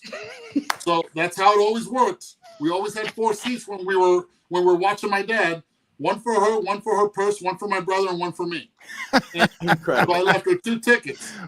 She gets her purse, and I made an out. I'm running back into the dugout, and she goes, "Eduardito, ven acá." And I'm like, "Mom, what are you doing?" And in Spanish, she said, "If they call you Eddie Perez one more time, I'm taking you out of here, and we're going home back home." and then all of a sudden, the late Mike Martin was like, "Hey, buddy, is that your mama?" I was like, "Yeah." And my mama wants you to call me Eduardo. He goes, "I can't say Eduardo." Yeah. So I had the PR guy go up there and say, "Hey, from now on, Eduardo, it's Eduardo." And there was Pedro before that they were calling Pete.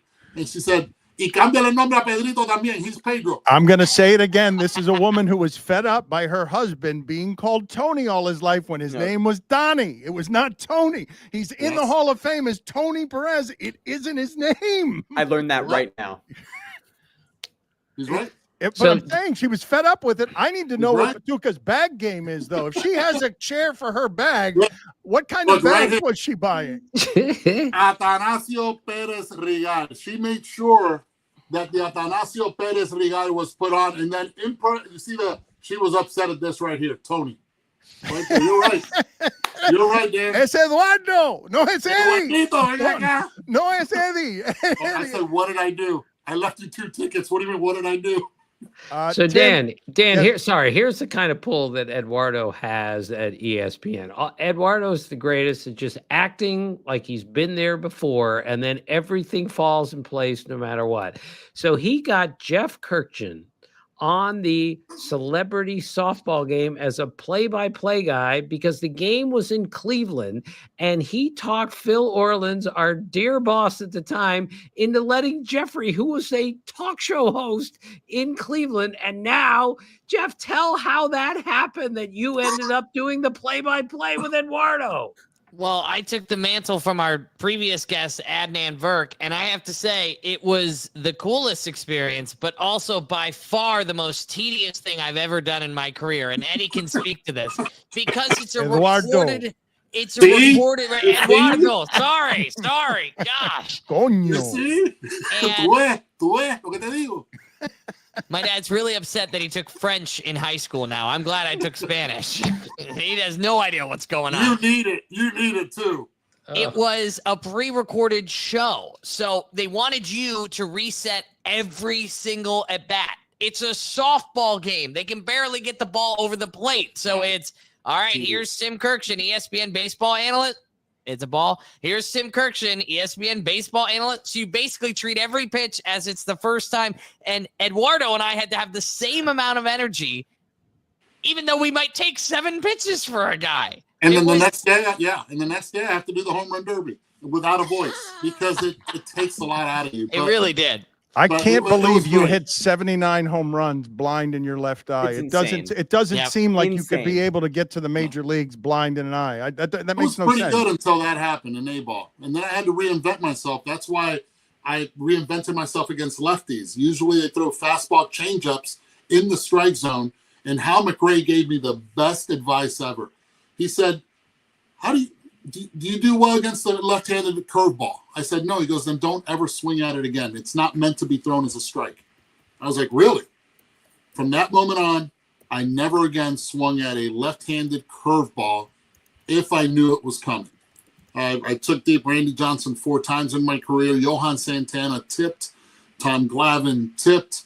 Al Leiter, I knew it was just cutters the entire time. So I would look up and in the entire time. I did well off him. Omar Dahl tipped. All those guys, Carlos Perez tipped. All the guys that were on the list, I can go probably through all 79. I can tell you what they were doing. Those were some good pictures. I noticed you named the best of them first. I did notice they started. Omar Dahl was the line. Omar Dahl was the tipping point. It started Randy Johnson. It was high.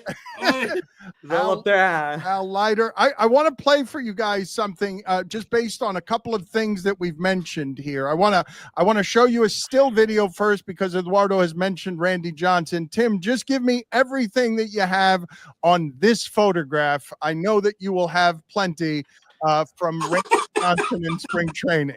Yeah, a bird was flying across the field in a spring training game, and Randy Johnson hit it with a pitch, and the bird exploded, as you can see. And it was the most surreal thing in the world because the bird was just flying at 100 miles an hour, and the math of how a baseball could hit that bird that solidly and explode him like that. Obviously never seen anything like that in my life. What would you say is the strangest thing that you have seen happen on a baseball field? You're always telling, this is a difficult question. I'll give you some time to think about it, but you're always telling us that one of the things that you love about baseball is that you can any given night see something that's never happened before in the history of the game. Well, I'll keep it to animals first, and then I'll get to the real thing. But I was in spring training in '82 with the Rangers, and there's a guy named Dan Boitano. Boy, what a funny guy he was. And he was on the backfield, like doing a pitching drill, and he jokingly told everyone, you see that seagull up there? I'm going to turn, and instead of throwing to second base, I'm going to throw it, and I'm going to hit that seagull. And he turned, and he threw it in the air, and he hit the seagull and killed it, and he landed right on second base. And Dan Boitano was absolutely mortified that this actually happened, even though he predicted it would. He was kidding. Then he killed a bird and landed literally right on the bag. And Charlie Huff, remember Charlie Huff, Dan, from Marlins days? Charlie Huff says, first pitcher to throw a Marlins game. Right. Charlie Huff said, see, that's what happens when you don't wear a helmet. There's Eduardo. a dead goose on the field. It's awful. So, Dan, the craziest thing I've seen on a baseball field, I mean, you asked, so I was there the night that Bo Jackson made the catch in left center field in Baltimore and then ran up the fence in left center field like he was a race car on a ramp. He ran up and ran down the fence. It was... and he weighs 240 pounds, and he runs there, and he just didn't have time to stop. So he said, I'll run up the fence and run down. We're in the press box going, what? What's that? That's impossible. But it's Bo Jackson, who I believe, Eduardo, at one point was the fastest and the strongest guy in the game at the same time. And I don't think there's ever been a case of anybody else being the fastest and the strongest. I was there that night when he did that. Eduardo, I know you have to go. You have to catch a flight. We appreciate the time. We appreciate the stories. They were exceptional. Thank you, sir. When's the flight, Eddie? In 15 minutes? No. Actually, I have to go pick up Merba. She's coming in from Machu Picchu. So a great sentence. A great sentence. That's tremendous. Yeah. Thank you, Eduardo. Thank you, Eddie. Thanks for having me. Eduardo, coño. Eduardo, no Eddie. Eduardo, coño. Gringo. Falta de respeto. So, Dan, when I travel with Eduardo, it's the funniest thing ever because I'm the earliest guy to the airport because I'm always afraid I'm going to miss my flight. I'm just neurotic beyond words about that. And Eduardo, he used to tell me 9 o'clock flight, he would leave his hotel room at 7:45 for a 9 o'clock flight, drive it to the Hartford airport, turn in his rental car, and still make the flight. I said, Eduardo, you don't worry about anything. How is that possible? And he says, I'm Latino. We don't worry about anything. That's the way it works. So I said, well, if I change my name to Tim Rodriguez, am I not going to worry about anything? He never worries about a thing. Acts like he's been there before. If you ever need, Eduardo is the greatest teammate ever. If you stay next to him, nothing bad could possibly happen. That stresses me out on a level I can't even articulate getting to the airport that late. But I want to get in with some baseball updates here on what's going on in these games. So we're scoreless in Reds Yankees thus far. That's early. Same with the Braves and the Mets. But in these three other games, you got a Nick Kurtz 3-run homer for the A's. They're leading 3-0 over the Tigers. You got a Vladdy Jr. home run and a Jose Ramirez RBI. It's 1-1 Toronto against Cleveland. And then 2 home runs already for Josh Jung. It's 3-0 for Texas over the Orioles. But Tim, I actually wanted to ask you about the game that happened earlier, because I didn't think that it would be possible that we would see a start this season where Paul Skeens is on the mound and he somehow doesn't have the nastiest stuff of the 2 starting pitchers, because Jacob Mizrowski is on the other side for Milwaukee. And since coming up, he has been unhittable. Today, I saw the stat, 19 pitches over 100 miles an hour. He didn't even throw 80 pitches. What do you think of a guy like that coming up and having this type of stuff already at the big league level? Well, it happens all the time, but not like Les Mis, because this guy is ridiculous. His first 11 innings pitched in the major leagues, he allowed no hits. He had 5 innings in his first start, and then they had to take him out after 5 with a no-hitter going because he got hurt. The second start, he had a perfect game through 6 innings. That's 11 consecutive innings without allowing a hit to start your major league career. No one has ever done that. I watched both of those starts, and Dan, I say this every night. How does anyone ever get a hit anymore off of these guys? The stuff is absolutely ridiculous. Half the guys seemingly throw 100 miles an hour, but they all have secondary stuff that is just devastating. And you're right, Paul Skeens is unbelievably good. But today, the other guy had better stuff and outpitched Paul Skeens, which is really saying something. It's unbelievable. And you just said it, where you have, it's almost impossible for hitters to establish any level of consistency. But one of the guys I mentioned to you who already has an RBI today is Jose Ramirez. And I feel like he has been one of the 10 to 15 best players in Major League Baseball, going on almost a decade here. Some years he's top 3 to 5 in the league. And yet he's almost never in those conversations that we talk about when it comes to the maybe greatest player or players of this era. Can you think of any, Tim, cross era comp for a guy who maybe played, whether it's 70 years ago, 20 years ago, but someone who played in just in their era was spectacular, but not quite that level of guy in terms of reputation? Well, he's going to be that level of guy because he is on a fast track to being not just a Hall of Fame third baseman, which he will be without question before he is done, but he might be on the Mount Rushmore of Cleveland baseball players before he's done. That's where he is, because he's still relatively young and he's still tearing it up. He had a streak this year where 35 straight games he reached base. The record, by the way, is 85 straight by Ted Williams. Not the point. The point is everyone in baseball recognizes how good Jose Ramirez is. And when your best player is also your best guy, which is how it works in Cleveland, that's when you know you got it made as a manager. I should tell everybody again that the podcast, the lovely podcast that Tim and Jeff do together, father, son, it is innocent. It is wonderful. They have a great relationship. Is this a great game or what?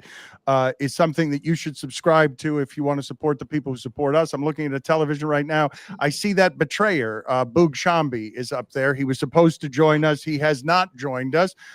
Jason Benetti was supposed to join us and has not joined us. What do we have? Do we have any reports from anybody on what happened, or did they just forget? They were supposed to call, both of them were supposed to call us from the booth.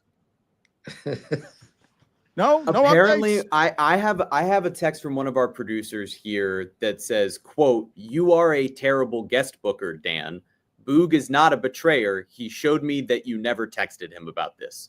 And Boog and I will say Boog and Benetti were the 2 names on your list I didn't the one text name, them. right? I didn't text them. I didn't know I was supposed to text them. Well, now you're publicly disgracing them. And the conversation we had a few days ago said you were going to text them. I forgot. And I was going to work on everybody else. I don't remember that conversation. Okay, my fault. I'll take the blame for that. Adnan Burke did show up today. So Chase Burns yesterday, speaking of pitchers who can't be hit, starts the game against the Yankees by just striking out the first 5 guys. What's he going to be? Well, he's going to be really good too. 22 years old, went to Wake, meaning a big-time college program, threw 98 miles an hour, struck out the first 5 guys he faced, the first guy since 1961, the expansion era, to do that. The first 6 outs he got in the game were all strikeouts. Al Leiter and Wade Davis also did that since 1961. But again, Dan, Jeremy, this happens almost once a week now, that somebody comes up and you look at him and go, this kid is great. He was throwing like this in AAA. It's time to get him to the big leagues.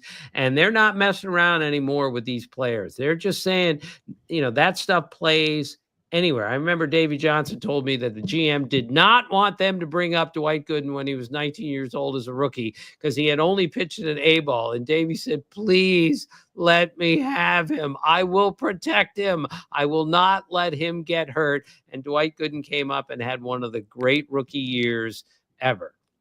Jeff, I don't know if you know this. We mentioned Hal McRae earlier. Hal McRae had a teammate, UL Washington, who played full baseball games at shortstop with a toothpick in his mouth. And Hal McRae, do you know his famous tantrum as a manager? Do you know what I'm talking about here, Jeff? Or are you too young to? Okay, both I don't recognize it. No. All right, so both Jeff and Jeremy are too young to see this. Go ahead and play that video. Tim, here is Hal McRae. You tell me how memorable this is in terms of meltdowns from a manager. Let's play that. All right, this is one of the worst I've ever seen because a phone is thrown. Right. Watch this. And our lefts were swinging the bats well, so I wanted my left-handed hitters to hit. Did you consider Brett for Miller with the bases loaded in the 7th? No, don't ask me all these stupid-ass questions. No. In the... God, all these stupid-ass questions every night. Find the I hit Brett for Miller. Miller started the game. He's playing against left-handed pitchers. Brett is not playing against left-handed pitchers. Find the I bat for Miller. You think I'm a goddamn fool? Wait for it. Wait for it. Yeah! Oh! Every night. And stay out of there, all his dumb ass.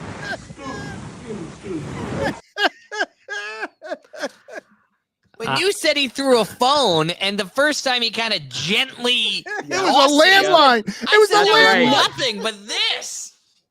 And that's how he broke up a double play every time when he was going from first to second base. That is the worst one that I have ever seen. That was in Kansas City, of course. We were in Kansas City with Doug Rader one night, and Dan remembers Doug Rader briefly from his time in Florida. And Doug Rader got so angry, he took all of his clothes, which were hanging up in a closet that didn't have a closet. It was just like it was just hanging there. And he threw all the shirts up in the air, and one of them landed on another beat guy's head. And he was too afraid. He asked the next question with the shirt on his head because we were so terrified that a huge man like Doug Rader was this mad. This was back in the days when managers really, really got angry. But Hal McRae, that's as angry as I've ever seen. And he never, ever got mad after games, but he had just had enough. And I think the lesson is when you ask a manager, did you ever consider? It's like, no, I never even thought about that. That would upset me also, but it wouldn't make me throw a landline phone. I actually have a question for you on that, Tim, really quick. What is the best way to ask that question, right? Because I'm in the position right now where now I'm starting to ask that almost on a daily basis because the Marlins are constantly making decisions on taking pitchers out earlier, later in the game. And I can't quite see Clayton McCullough doing that. But I do also want to ask that question in the right way. How do you normally go about it? You would just say, can you explain why you hit so-and-so instead of George Brett? Just explain why. If you ask it, look, I don't want to be Mr. Journalism here. If you ask it in the form of a question so he can answer it, keep it open-ended and neutral and all that stuff we were taught on how to ask a proper question. But asking questions is still the hardest thing to do before anything, any game. And it's an art. And some days I'm good at it and some days I'm not. But it has to be done properly, especially when you got somebody angry. You better ask it the right way or you're going to get hit with a phone. Have you ever been sick on an amusement park ride? Oh, famously, yes. Famously? Well, famously I went out with a girl in high school and end of high school. And believe me, it was singular. I went out with a girl in high school and it was short-lived. And I went out with her a few times and then she dumped me. And my best friend told me, she's going out with somebody else. She's dumping you. She's already dumped you. You don't even know it yet. Someone had to tell me that. So I find out and I say, well, can we go have one last date? And we went to the Gaithersburg State Fair. We went on the senior in high school, on the Scrambler. Never a good idea to go on the Scrambler. And it was darting in and out at about 700 miles an hour. And as soon as I got off of there, I said, I'll be right back. And I went in the woods and threw up about 100 times. It was the worst thing ever. And this was, of course, my final date with her, finishing with just a wave of the hand at the end, because that was it. As opposed to this particular Lothario in high school later at the prom, your date's name, I believe here is Linda.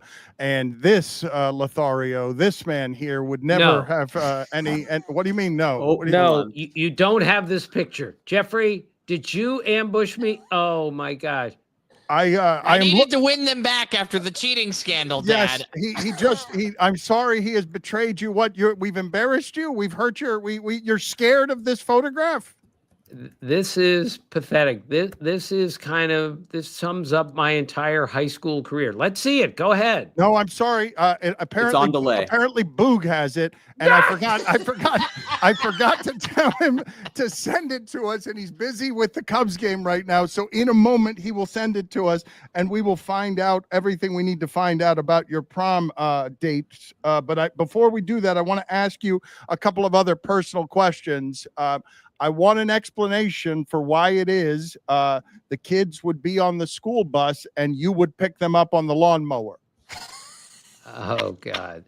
Well, my parents used to live right next door to me, and then we moved down the street, but we shared a rider mower so we could mow our own lawns. And I was routinely mowing the lawn, and the kids would come home from school and they liked it. They enjoyed it. I would drive the rider mower up to the bus stop and put them on it and then drive back down. Years later, when we moved down the street, I had to do a lot of sports centers in the morning. And I would I would do a sports center and then I would run out and mow the lawn, but I had to keep my shirt and tie on because I had to go back and do more sports center in about 45 minutes. So, and then I used to drive down the street and mow my father's lawn, my mother's lawn. And I look like, Oliver Wendell Douglas from Green Acres. I'm driving a tractor with a coat and tie on as I'm trying. Oh my gosh. Yes! Look at that guy. Look at Boog Shambi getting it done. Look at those pants, ladies and gentlemen. Those pants. Look at the pants. And I was Look at wearing that hair. I was wearing brown platform shoes. It was the most hideous outfit in the history of outfits. How was Linda able to keep her hands off of you? So it's so funny. Linda Godelski was her name. This was homecoming, not the prom. Linda was wonderful. And my daughter, Kelly, Jeffrey's sister, ended up playing basketball in high school with Hannah Dagan, who was Linda's daughter. And I ended up coaching Hannah Dagan and Leah Dagan. And I went out with their mother on one date for homecoming. It was, I looked so bad. I just can't even imagine what Mr. and Mrs. Godelski thought when I entered the house to say, I'm here to pick Linda up. Oh my God. I have So done bad. I have done a little bit of reporting. We will get to Tim Kurkjian schooling Cal Ripken in those basketball games because he was a very good basketball player.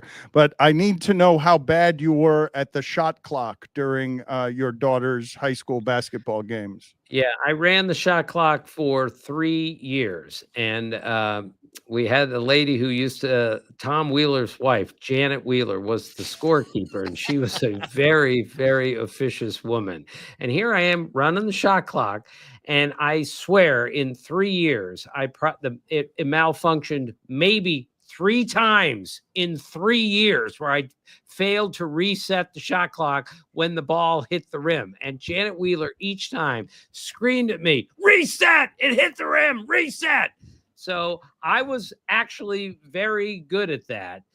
While I'm trying to watch my daughter play, it was not an easy thing to do, to be concentrating on every move that she made and still run the shot clock. And then her senior year, I became the scorekeeper, where I'm keeping the book for both teams. That made it no shot clock, but it was really hard to keep score while I'm trying to watch every move my daughter made. Would you be kind enough to compare Kelly Kurkjian and Jessica Kramer running the pick and roll to an NBA Garden Center duo? Oh boy. Jessica Kramer was a 6-foot freshman at Quince Orchard High School. The first time I met her, I watched her move at 6 feet tall and 15 years old, and I went, oh my God, this is unbelievable. So Kelly, Jeff's sister, was a really good high school basketball player, made 54 out of 56 free throws her senior year. Think about that for a second. But yes, the pick and roll is the play you run in the NBA after the national anthem. It's run 10,000 times in an NBA game. So I taught Jessica and Kelly how to run the pick and roll. And I'm telling you, it was an unstoppable move most times in high school. Let's get this picture back up there for people who do not know. How tall are you, Tim? You are 5'5"? 5'5", maybe slightly smaller now, but yes, 5'5" I'll stay with. And you were playing in these very competitive games at Cal Ripken Jr.'s house. Were you the only reporter who was playing in these games, or were there other reporters allowed to play? No, I was the only reporter in the game. And how did you do? Don't be modest here, because you were a very good basketball player. All right, it's a long story, Dan, but the last time I played there was on a Thursday, and I was doing a story for ESPN, the magazine, about Cal Ripken's gym. So he says, come on a Thursday. That's the A game. There were former professional NBA players playing in that game.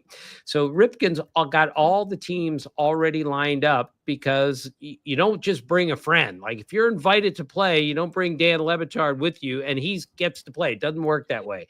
So we have 3 different teams, and my team went 0-9.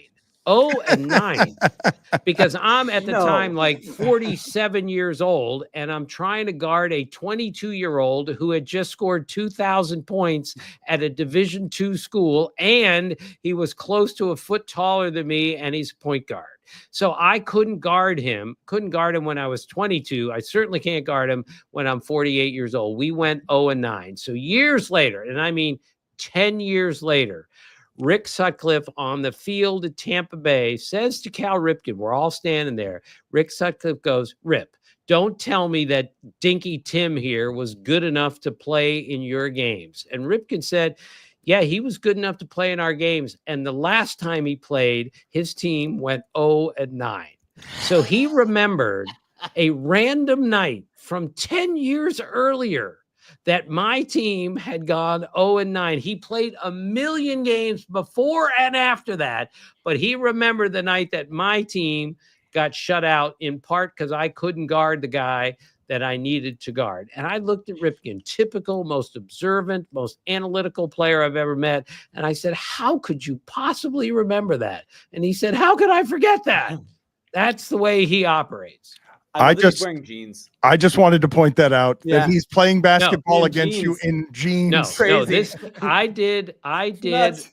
This is true. I did the radio show today with Ryan Ripken, his son, and he brought this picture on the air today on the radio in Baltimore and said, looks like he's wearing jeans. Those are sweatpants. I promise you, I was there, and I promise you, I beat him off the dribble. I beat him into the lane. I beat him to the rim. And then he caught up to me and swatted it about 30 rows up into the seats because he's Cal Ripken. And no dinky little sports writer is going to beat him to the rack and make a layup. Yeah, we had Cal on the show with his son, Ryan, the week of Father's Day. And this is how crazy competitive Cal Ripken is. Ryan was playing Mario Kart 64 on the Nintendo 64 Classic. And Cal was watching him play and wanted to beat him. So while Ryan was at school, Cal Ripken Jr. would be playing the time trials, which is the one-player version of Mario Kart, to try to beat his son's records, and it gets logged on your machine. And Ryan comes home from school, and there's Dad taking him down on each of the courses in 3 laps because he had to be better than his son at everything. He had to be better than everybody at everything. That's the way he operates. Look, this is terribly self-serving, but Ripken came, it's like the highlight of my entire basketball career. He came up to me once and said, show me how you make that move. It's a little guy move, you little shake to your left and then cross to your right hand.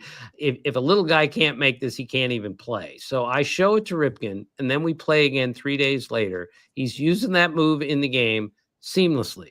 And I promise you, he went in that gym alone after I showed him how to do this rather simple move, and he practiced it and then was using it in the game. I just looked at him and said, it took me a year to perfect that move, and you're doing it in 3 days. I want to ask you a question about the game I'm just watching here. I just saw Olsen pop up to left field for the Braves, and I heard Brian Kenny do something very good the other day. Brian Kenny is excellent at analyzing baseball, and he was talking about what the Braves did with Matt Olsen, who's been an exceptional player for them. They get out of Freddy Freeman's deal in a way that is controversial, but he's been an exceptional player for them, and he plays every day. But he's not as exceptional as Freddy Freeman, who also plays every day and has gotten better since going to Los Angeles. And the question I wanted to ask you was, what does it cost the soul of a team like Atlanta to make what is a good decision architecturally on a contract to get a good first baseman, but you trade away one of your players who's got an emotional connection to the city, who's just won a championship? And so while it's a wise business move, perhaps, it's also something that just sucks soul out of the allegiance of your customer base. Right. It was a crushing move for the Braves because Freddie Freeman was the heart and soul of that team, and they didn't trade him. He left via free agency, and there's still controversy on how it happened that they let him get away, because all indications were he wanted to stay. You remember he cried out loud as a member of the Dodgers when he went back to Atlanta because he missed the city, he missed the experience, he missed his guys so much. Now, of course, he turned it around and has won a World Series with the Dodgers now and was the MVP. But yes, Dan, you're absolutely right. It was a great financial move. It was a great move to take a really good player like Matt Olson, but you're not going to replace Freddie Freeman as easily as that. He will be a first ballot Hall of Famer. He's going to get 3,000 hits. He hit the biggest grand slam in the history of baseball in Game 1 of the World Series last year, which completely changed the game, of course, and basically won the World Series. Biggest grand slam in the history of baseball. Dan, I don't think there's a way around that. It's the only walk-off grand slam in the history of the World Series. It came in Game 1 when the Yankees obviously were ahead and ready to win and take a 1-0 lead. Give me a bigger grand slam than that. I've done all the research on this. You know, there's never been a grand slam in the All-Star game. Granted, it's just an exhibition game. Other than the Fred Lynn home run in 1983, one grand slam in the history of the All-Star game. I'm telling you, Dan, I've done the research on this. That's the big, almost by definition, that's the biggest grand slam in Major League history. I was trying to think of the Pirates-Yankees series that is famous because the Pirates won it, even though the Yankees ended up outscoring them by like 40 runs in the series, correct? Correct. Was there not a famous grand slam in that series? No? Well, not that turned a game to the point where they won. So yes, I've done the research that nothing happened in the 60 World Series, a grand slam, that there was a 3-run homer hit in game 7 of the World Series that tied the game and set up the Mazeroski walk-off, but it was not a grand slam. Okay. What do you remember? Not that you would remember the details of that series, but it was the strangest series in baseball history, correct? In that the Yankees outscored the Pirates by an insane number of runs and still lost. Right. It was one of the most amazing World Series ever played. You're right. It was they outscored them like 54-18, and the Pirates still won the series. But the kicker to the whole thing is game 7. Jeremy, you know what our strikeout rate is like today. It's ridiculous. 0 strikeouts in game 7 of the 1960 World Series. The 10-9 Mazeroski game, 0 strikeouts. That is nuts. In any World Series game today, you'll probably see 15 to 25 strikeouts, usually ending up between 18 and 20, usually 0 in game 7 in 1960. The Yankees outscored the Pirates 55-27 and lost the series. Incredible. Incredible. Just unbelievable. Let's put up a photo here again, because we have no rights to games and this is a very low budget production. Let's just get Tim Kurkjian's analysis of what I call the greatest play in baseball history. Right. So Martinez hit the ball. Canseco goes back in Cleveland. He's got it tracked, and it misses his glove. It hits him in the head, as you can see in the middle, and bounces over the fence for a home run. Kenny Rogers is the pitcher, and he is furious, especially since Canseco is basically chuckling at the wall that he just got hit in the head and the ball went over the fence. So I'm writing for Sports Illustrated at the time, so I have to write about this, a little box for our bright part of the baseball column I wrote. And I called Jeff Houston and said, what happened? He said, well, the World Cup is coming to Dallas next week. Jose was just trying to get some practice in of heading a ball over the fence. I mean, this could only happen to Jose Canseco. That has odds that make it so that it will never happen again. That's right. And of course, Kenny Rogers is mad. That at best should have been a double. That's the only way it could have been a home run. Right, Dan. First off, it should have been caught, and then no ball hits anybody on the head and goes over the fence. It hits the wall and stays in, and it's a double. This one went over. I've seen many, many times where a guy hits his glove, ball goes over. I saw the Rodney McRae thing early 90s where he caught a ball and ran right through the wooden fence in the minor leagues. But we've still never seen anything quite like that, and this is 35 years ago. What is the greatest catch that you have ever seen? I think the greatest catch I've ever seen in person was the Endy Chavez catch in the 2006 playoffs. Unbelievable. In New York. And remember, Endy Chavez used a glove that had to be illegal. It was this long. It was like 4 feet long. He reached over the fence and took a home run away. God, how could I not know this? I think from Scott Rowland. And the Mets were going to win that series and go to the World Series. But instead, Yadier Molina hit a home run to give them the lead. And then Adam Wainwright struck out Carlos Beltran looking to end. But that was an amazing catch, not just because of the way he caught it, but because of the importance of the game. You are wrong, and obviously wrong. This is the greatest catch there has ever been in the history of baseball. That's right. Kevin Mitchell with his bare hand in foul territory just forgot to use his glove. Yes, Kevin Mitchell. So I talked to Terry Kennedy. I was working for Sports Illustrated after this game. I said, Terry, how could that happen? He goes, well, that's Mitch. He doesn't even care. He doesn't even use his glove half the time anyway. And he goes, I'm just surprised he just didn't tear the cover off the ball with his teeth and throw it into the stands, because that was a long running catch No, he people. made. No, that picture does not do it justice. No, he ran a long way to catch that ball. And it was like behind his head because he Right. mistimed it, and he didn't even know how to put his. I don't know how he did that. Right. Now, most people consider the Willie Mays catch in the 54 series to be the greatest catch ever because it appeared in the World Series. So Bob Feller, the ornery pitcher, Hall of Famer, one of the great pitchers ever, he told me once, it wasn't that a great a catch. We knew he was going to catch that ball as soon as it went up because he's Willie Mays. So he poo-pooed the whole thing. Willie Mays told me right to my face, that was a good catch, but that wasn't even one of my top 10 catches of all time. And most people consider that the greatest catch ever. The best one I ever saw was Gary Matthews Jr. in Texas running dead to center field.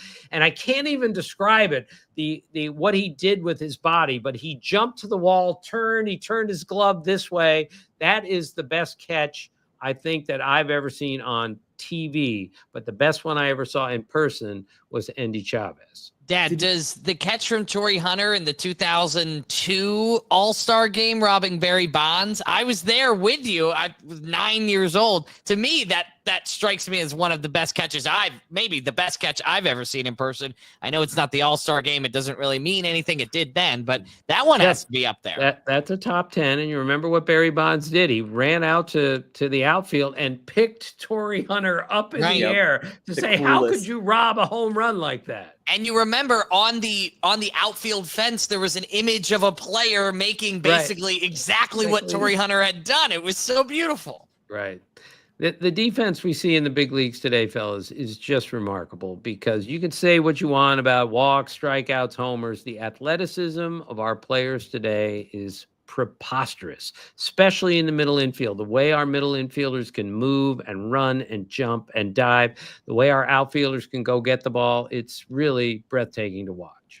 Degrom is throwing a perfect game through 5 innings. Oh, why'd you say it? Oh, the Rangers are up 7-0. I saw that Syndergaard, the White Sox, signed him the other day.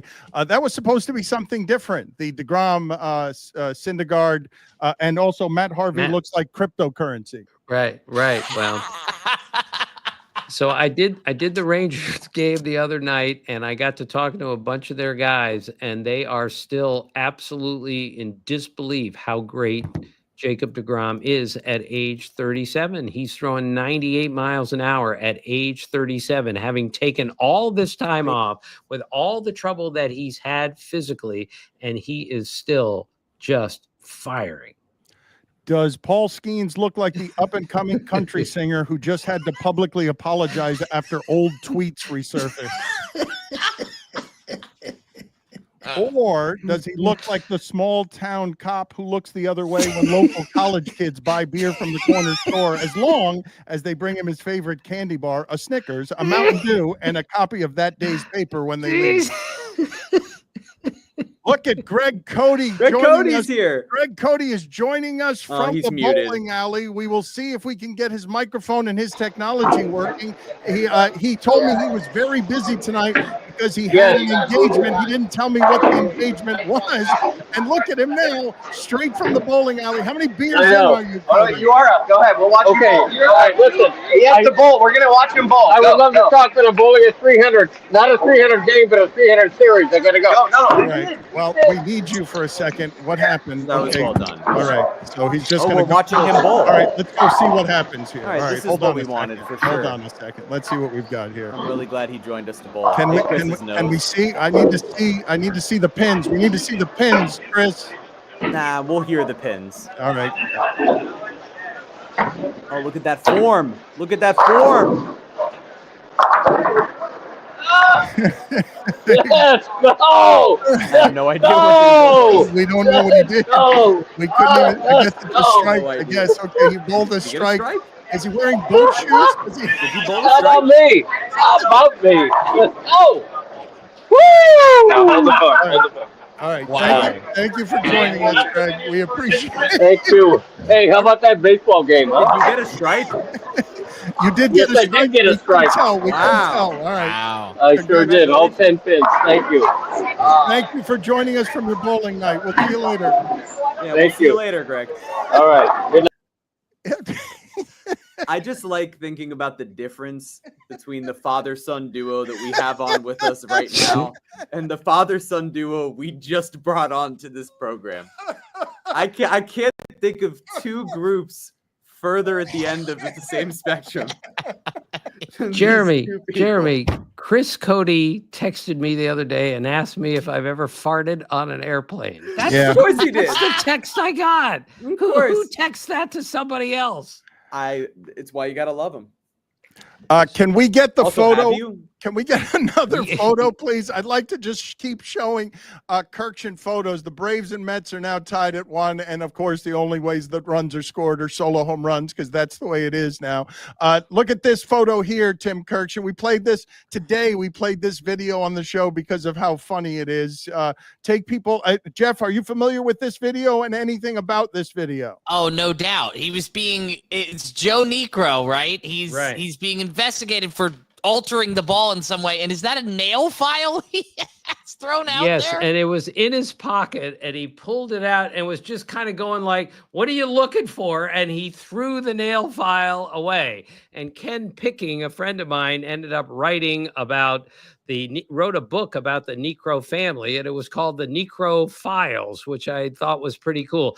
Now, Jeff, let's see if you listened to Old Pop during our podcast. What is the great note about Joe Niekro, the hitter? Now, I've looked at the chat, all right, on YouTube, which is the last thing you should do. Dad's using the restroom. This does happen quite a bit during our recordings, okay? And so many people say I sound so much like my dad. Dan, you opened our interview together saying I sound. So I was going to say, I'm going to do a Tim Kurkjian impression of giving this story about Joe Niekro, but I'm just going to do it in my Jeff Kurkjian voice, which sounds just like the same. my dad. Yes, so, it's the same. Joe Niekro has one career home run, and it was hit off of his brother, Phil Niekro. That's great. That's a great stat. True story. We should give them the stat of the day. Can you, I don't know whether you have the ability to get the stat of the day music, Jeremy, but we should, that deserves a stat of the day Tim Kurkjian goes to the bathroom. I had not accounted for the idea that your father would have to go to the bathroom if we're doing 3 or 4 hours together, but that makes sense. Dan, he asked me right before, we're talking 3 minutes before going live with you guys. He says, are we going to do commercial breaks? Are there any breaks involved here? And it's okay, Dad. Hey, that's right. Nailed it with the Joe Niekro. That was very quick. Well, it's matter of like inches away, Dan, on the other side of the wall. Because I've been doing some reporting on this. Start of the day. It is the start of the day. Start of the day. Start of the day. It is the start of the day. Start of the day, start of the day, it is the start of the day. I want you to try and top Jeff's stat that he gave while you were in the bathroom. I do have some questions about you in the bathroom. Did you wash your hands?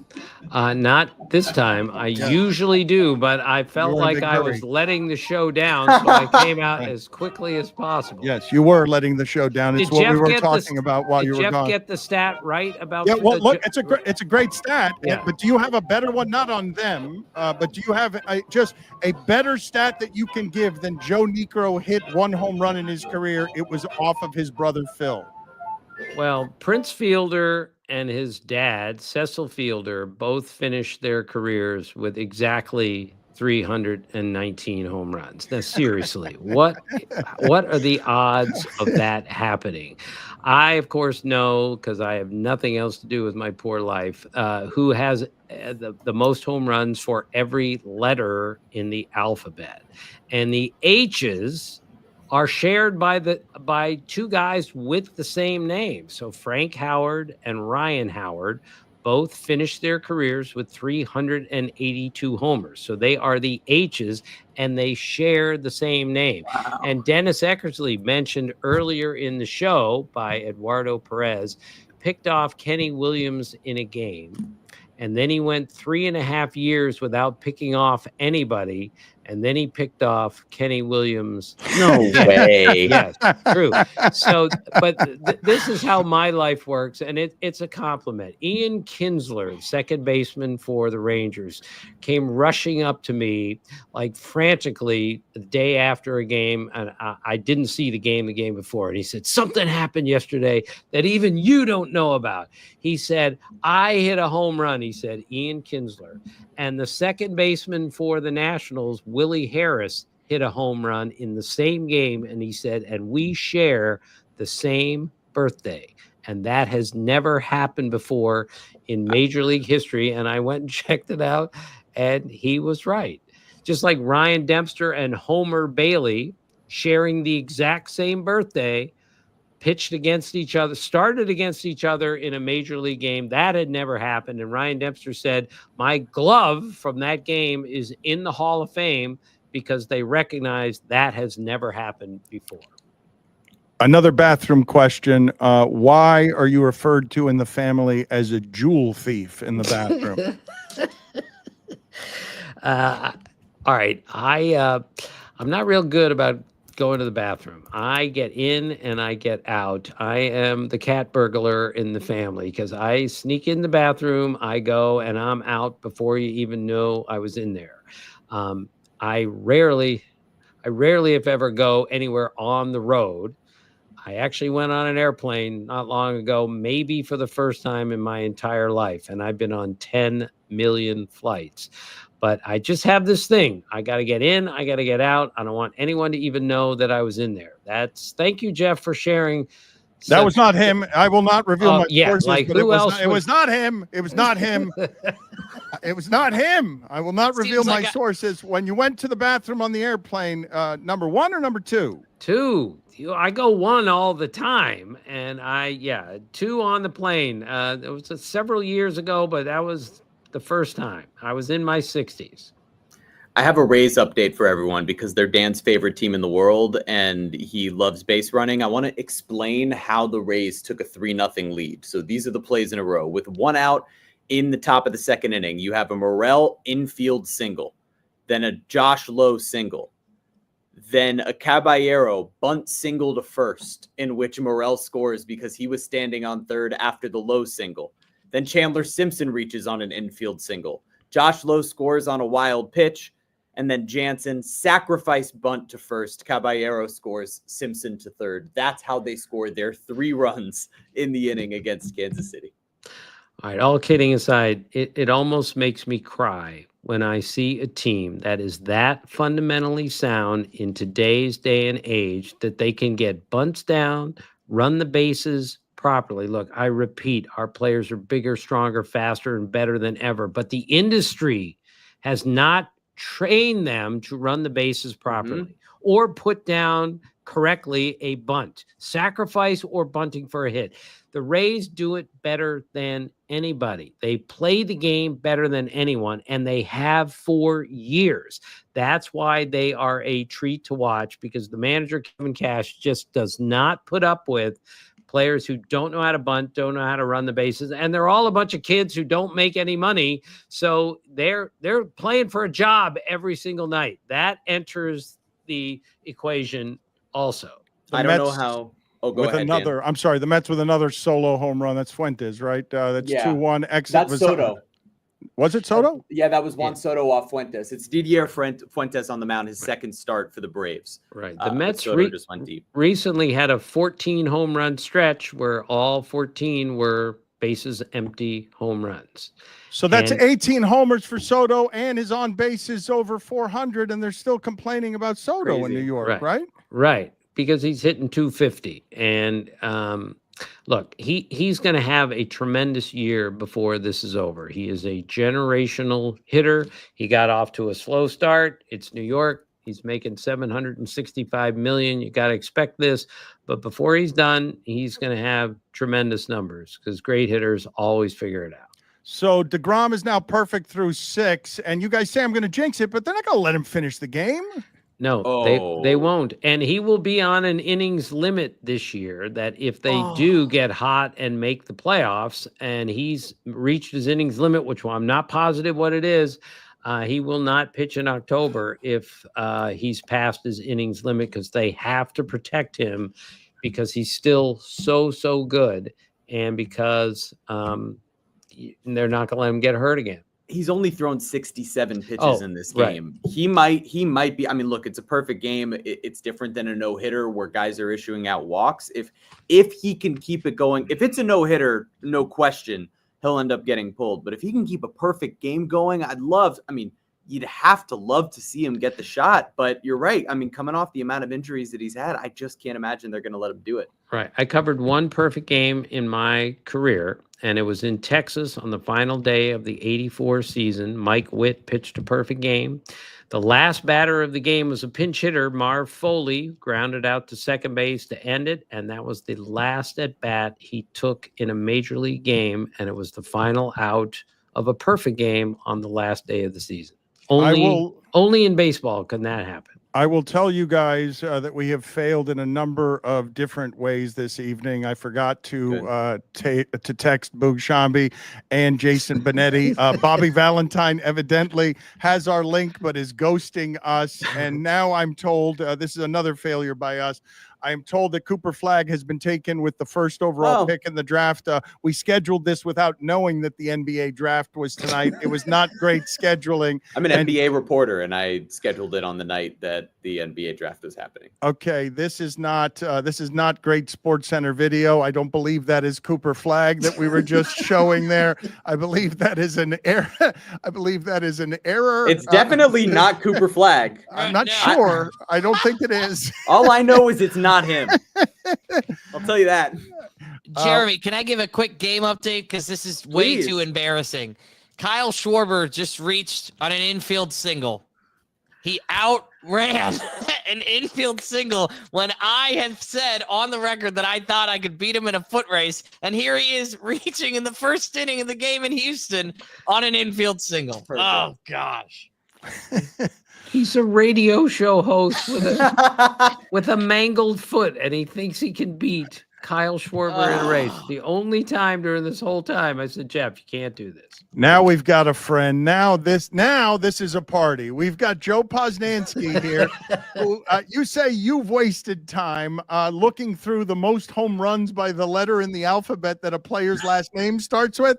I challenge you with a man who has wasted more time thinking about stupid baseball minutia than you. Joe Posnanski has written several books, one of them ranking the top 100 baseball players of all time. Have you seen it, Tim? Have you read the book of Joe Posnanski, one of the best sports writers there's ever been? Yes, I read the book as soon as I got it. It was tremendous. Oh, I love these lists that people come up with. Everyone has a different list. Joe's book was tremendous. The stories he told were great. And Dan wants me to yell at you, Joe, for, how'd you leave this guy off, or why did you put this guy so high, or why is this guy so low? Yes. I just can't do it to somebody as good as him. Well, the reason I wanted to do it is because I wanted to do the nicest version of First Take there's ever been with two of the most decent men in the world, but you're too polite to even entertain you're too polite to entertain. I just wanted you to yell at Joe Posnanski about who he ranked 56. That's all. Is that so hard? Is that so hard? What would have been so hard about that? Okay, I'm going to yell at Joe Posnanski, all right? And we're going to see how he responds. Joe, how can Jim Palmer not be in the greatest 100 of all time? How? Yeah. You know who's yelled at me about this, about this of Jim Palmer not being in the Jim Palmer. Jim Palmer. Yeah. Jim Palmer has made it very clear. That's right. That he's not a fan. That was tough. That was a tough one. And that is the one I hear the most of. So Tim, you nailed it. I hear from a lot of people about different people, but Jim Palmer is the one that I hear the most of. And people will very specifically say, how could you put Mike Mussina in and leave Jim Palmer out? So they just want to throw Mike Mussina out and put Jim Palmer in his place. I disagree with that. Mike Messina belongs in the top 100, but Jim Palmer, I believe, and this is subjective, this is the whole point, he's better than Mike Messina, who I love, voted for him every year he was on the eligible. I think he's better than Phil Niekro. Phil Niekro, I voted for him every year. Those are just two guys that I say Jim Palmer won a World Series game in 3 different decades. Think about that for a second. He won 3 Cy Young Awards.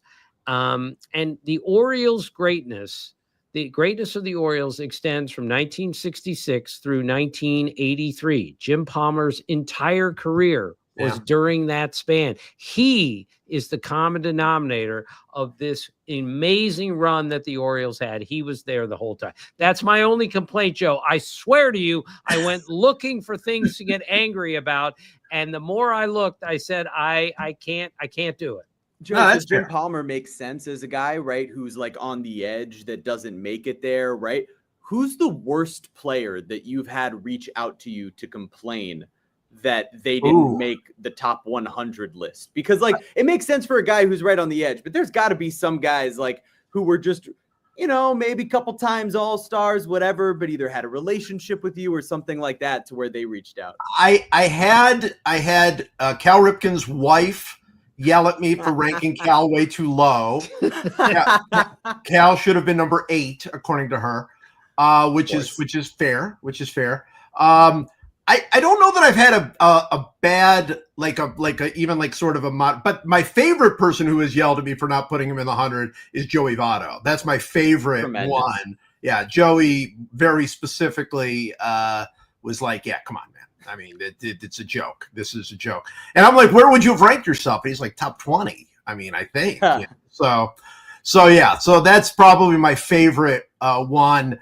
I've had people like sort of say I should have been higher, but as far as not being in, the only one, and by the way, Jim Palmer's totally right. I totally could have put Jim Palmer in the list, and I've told him, I said, there might be a volume 2 coming out. So, you never know. So, for the love of God, stop already.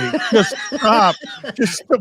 Nobody needs more of these. Nobody needs more rankings of these players. This is my life, man. This is it. This is everything for me. If people stop caring about lists, I'm done. It's all over for me. And get this, Joey Votto, the last home run he hit moved him ahead of Greg Vaughn for the most home runs ever hit by a guy whose last name starts with a V. So here he plays all this time and he hits one more homer and he passes Greg Vaughn on that list. We need to ask him if that was the reason he stuck around. He just stuck around. He's like, V is my letter and I'm taking it back from Greg Vaughn. No way. This is mine. It's totally mine. What are the rules, Joe, here? Degrom has now walked somebody. It's not a perfect game anymore, but it's still a no-hitter. Everyone's mad at me here, Joe, because I mentioned that Degrom had a no-hitter or had a perfect game through 5 and through 6. And what am I supposed to do there? Am I supposed to not say anything? No, you're totally right. You're 100%. Like I don't buy any of that stuff, especially here. Like we're jinxing the butterfly effect, Joe. How do you not understand? Every action has an equal and opposite reaction, and so Dan merely speaking about it puts us in a different plane. And on this plane, you know what I'm going to tell you, Joe? There's no perfect game for Jacob Degrom. Yeah, you're right. Yeah, there's another universe going on right now. There's a different dimension. Multiverse.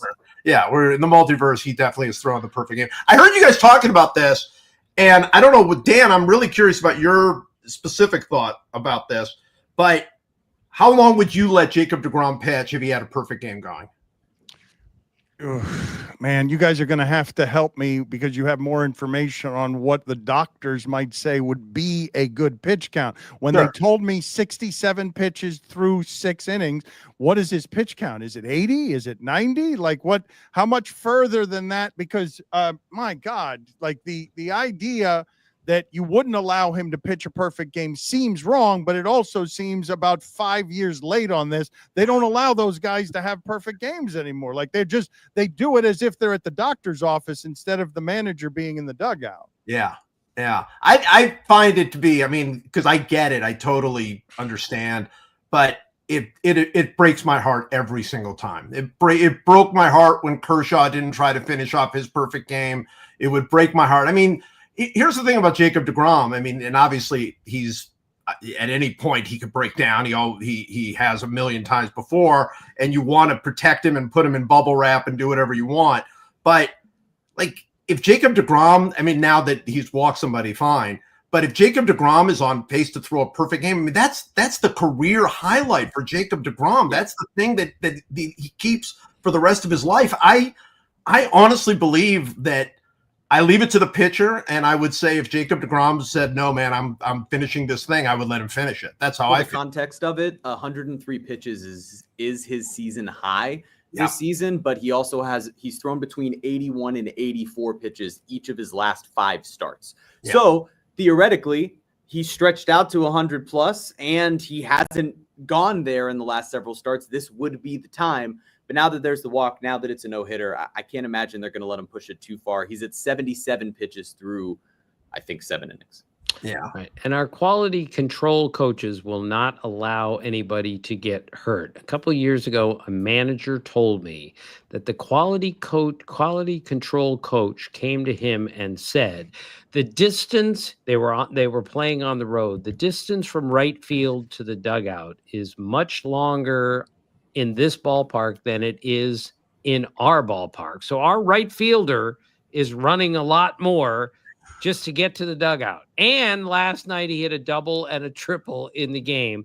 So he ran too much last night. He needs a rest today. Yeah, that's what our quality control, some of them at least, are giving to the manager the next day. So if you think a quality control coach is going to roll in there and say, yeah, let's let Degrom go 130 pitches to pitch a perfect game, I'm with you guys. It kills me that we do not allow greatness to happen because we're trying to protect the players, but it's a paradox. The more we try to protect them, the more they get hurt. We have 3 leagues now. We have the AL, the NL, and the IL. It's everywhere, and it's not stopping. Do Adam Silver and Scott Van Pelt look like a 7-10 split in bowling?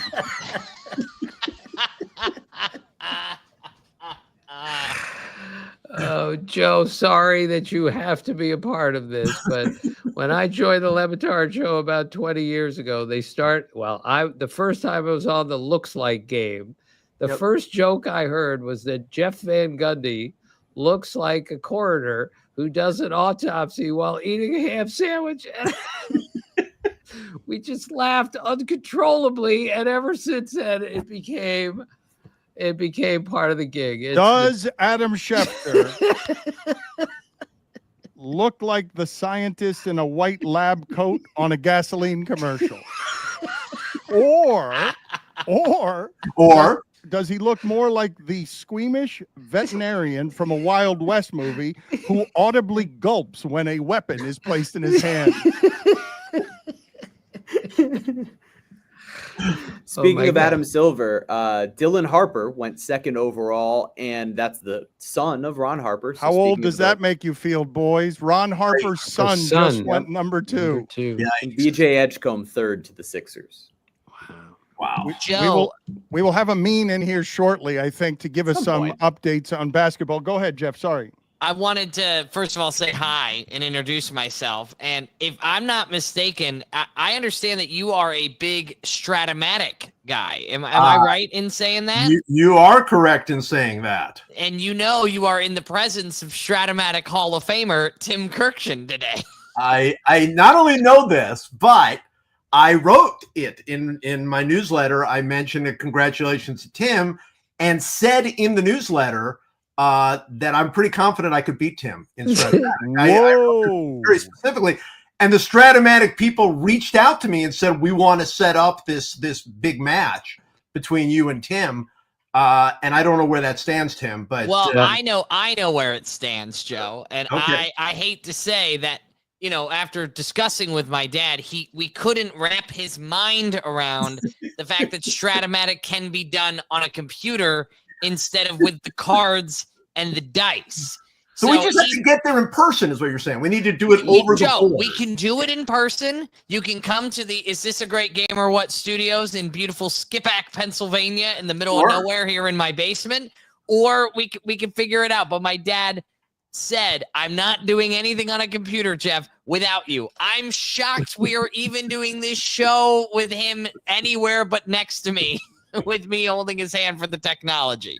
So John Miller, Hall of Fame broadcaster, loves Stratamatic. In fact, one night I left something at the ballpark, and he said, "Come on up to my room and pick it up. I brought it home for you." Midnight, I get to his hotel room in Minneapolis, and having called a major league game that night, he's playing Stratamatic alone in his room.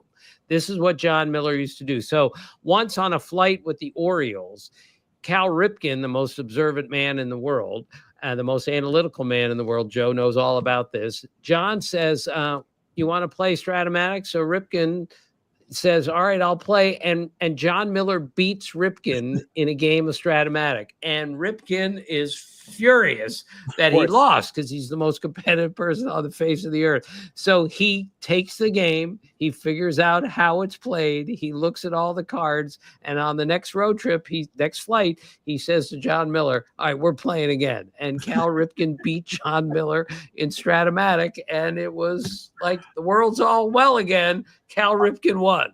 I so respect this. I so respect it. I will say Stratamatic came back to me and said, hey, I don't know if we can get you Tim, but would you be willing to play Doug Glanville in Stratamatic, who I guess is a huge Stratamatic guy? And I was like, no, I want the Hall of Famer. I don't. Dan, did you know I was in the Stratamatic Hall I did of not. Fame? I am learning that just now. I had no idea that you were this good at it. It doesn't surprise me. No, though. Dan, I'm not this good at it. We talked about it, Jeff and I, so many times on the podcast. They put me in. I am in there with Keith Hernandez, the greatest defensive first baseman of all time. So he came on our podcast, Dan, in March, and he explained he was in high school and he just got drafted by the St. Louis Cardinals, and he's going to St. Petersburg, Florida, and he packs his Stratamatic with him.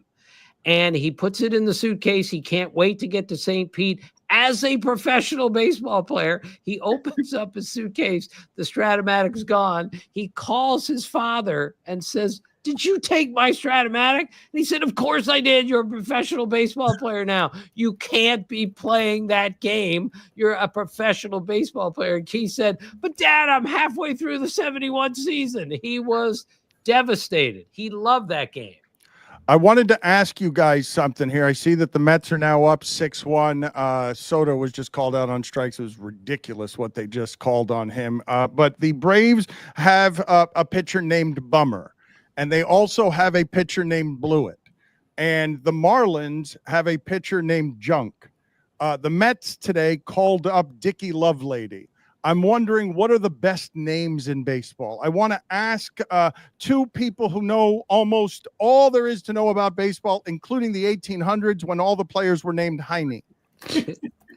Well, I did a game in Pittsburgh this year where on the Friday night game, Bailey Falter pitched for the Pirates. And then in the game we did on Saturday, Aaron Bummer and Scott Blewett pitched in the same game. And yes, Jansen Junk is on the all unfortunate name team, which also includes Bob Walk and a bunch of, I could probably come up with the whole list off the top of my head, but there's a list for everything in baseball. We do a list every week on Is This a Great Game or What? Because the names are the greatest. Scott Blewett has been with 3 different teams this year. So when I saw him in Pittsburgh, I said, Scott, just tell me about your name. When did people start making fun of you? And he said, probably 5 years old. Kids came at me with both barrels, and I've been hearing it every day since. His name is Scott Blewett, and he's a relief pitcher in the major league. Which is worse, though, Junk, Bummer, or Blewett? Blewett. Blewett is no question. The worst one. Yeah. You can't have a worse name than Blewett for a reliever, right? Right. Jansen Junk is pretty good, and Aaron Bummer is great, but there's nothing better than Scott Blewett. Grant Balfour? Yes, he's on the list. Absolutely, he's on the list. Right. That's a pretty bad name. Bob Walk, you could come up with a number of these. But Right. Homer Bailey for a pitcher, not a good name. Walker Bueller, not a good name. Nothing on Dickie Lovelady, though, huh? Griffin Jacks, not a good name for a pitcher. And Lovelady is on our all romance team. Next week we have Ron Darling on our podcast. So Richard Lovelady and Ron Darling and Rick Sweet and Jonah Bride and Buddy Groom, they're all on the all romance team. Which wait a minute, how many of these are there? David Sampson, welcome. Joe Posnanski, Jeff and Tim Kurkjian, Jeremy. There is David Sampson, former Marlins executive, champion, former champion, David Sampson, and the voice for rich people all over sports. It's nice to see you, David. Do you have any contributions here to worst names in the history of baseball for players? Ooh. No. Okay. Thank you. Nice to see you. Yeah. It's so good to be here. Dan, the Yankees used to have a guy named Mickey Klutz, Klutz, and his claim to fame was he got hurt all the time, and his name was Mickey Klutz. That's pretty bad. I love that you're onto Yiddish, Tim. I came on at the right time. Joe, do you Believe have it or not, that's the first Yiddish we've heard tonight. Do you have your book there, Joe? I'd like to see your book there. Which book? I'm sorry. Yes, of course. There it is. Which Jesus, book? Of course. Which book you want? Look at me, the 100, the top 100 players of all time. Yeah. I want to see if David Sampson would have any objections here. Yeah, can we go through 5 through 1? Can we go through 5 through 1 here? And Yeah. how much difficulty did you have with 5 through 1? And see if David Sampson would like to do a version of First Take better than the one that Tim was willing to do. He would probably be happy to do that. Yes. How hard was it? It was super hard. So number 5 was Oscar Charleston. Okay. There you go. Is this written by Stugotz? No, wait a minute. This book is going to be comprehensively researched. You're going to have trouble arguing with anything he does here, even though we can argue about anything. But go ahead and give us his credentials for those who don't know about anything from that era of baseball. About Oscar Charleston, yeah. Oscar Charleston played in the Negro Leagues, especially in the early days of the Negro Leagues. Even at the time, people viewed him as the greatest player of all time. It's been said many, many times he could do everything. Buck O'Neil used to say he could hit your 50 home runs, steal 50 bases, played Gold Glove center field, did absolutely everything for 20 years. Just an incredible player in the Negro Leagues, and forgotten, very much forgotten, even among great Negro Leagues players like Satchel Paige and Josh Gibson.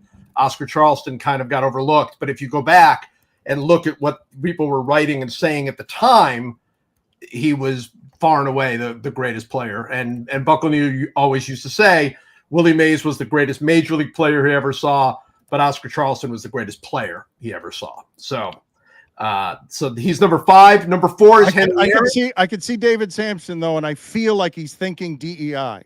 Okay, there you go. No, that's not what I'm thinking. I was just thinking when you're saying he can go 50-50, could he pitch? But I'm waiting to hear the rest of your top 5. I would imagine he could pitch at the time. Now, of course, this is pre. Yep. This is pre-Shohei, so just so we know that this book was written a little bit. Not to say that he'd be top 5 already, but it is pre-Shohei. Number 4 is Henry Aaron. Number 3 is Barry Bonds.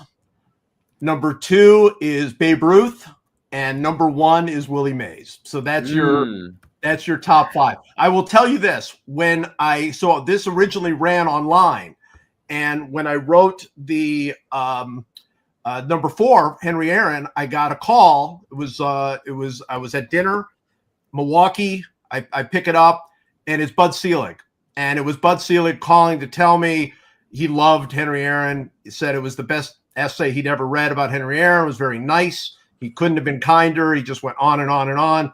And he said, I just have one question. You have 3 listed ahead of him. I assume you have Babe Ruth listed ahead of him. I assume you have Willie Mays listed ahead of him, even though I don't agree. But who's the third? And I said the third person ahead of him is Barry Bonds. And he never talked to me again. That was the end. That was where that ended, right then and there. It was like, oh, okay, thanks, goodbye, and that was the end of that. Are you saying that he's top 3 pre-steroids or just all in? All in. I what I did is I really stayed more or less on the field. I mean, it was a little bit of a factor when you think about everything that's going on, but for me it was on the field. Who was the greatest players on the field? And Barry Bonds the greatest player I've ever seen on the field. David, I don't think that can be argued, given that the stat is correct when I say that if I take away all of the stats from Barry Bonds' 7 MVP seasons, he still has a home run and stolen base total that no other player has. Crazy. Like, steroids or no steroids, like. Yeah, it's one of the conversations I had with him, which is, you're so good. Why? And it was a lot of, it wasn't illegal. Everybody was doing it. It's not that he admitted to me, other than, sort of casually, but when he was our coach, I told him that he was the one player over 18 years that we just said, don't let him beat us. Anybody. We'll walk him with the bases empty. I don't care. Walk him with the bases loaded. I don't care. And we had a pitcher give up a home run to him in extra innings after being told specifically, do not pitch to him. And ego got in the way. And it was the angriest I've been at a baseball game my whole career, was when a pitcher thought that they could get Barry Bonds out and you just couldn't get him out. Barry Bonds got walked with the bases empty 8 times in one season. And of course, he got intentionally walked with the bases loaded. Buck Showalter did it. Greg Olson was the pitcher. Greg Olson later told me the story. He looked in the dugout once, saw the sign, looked twice, saw the sign, still can't believe it, looked the third time and said, "You want me to do what?" And Buck said 4, and he walked him, and then Brent Maine hit a line drive to the right fielder, and the game was over. That's how great Barry Bonds was in his prime. Joe, do you have a good Barry Bonds story? I'm sure that Tim has many of them.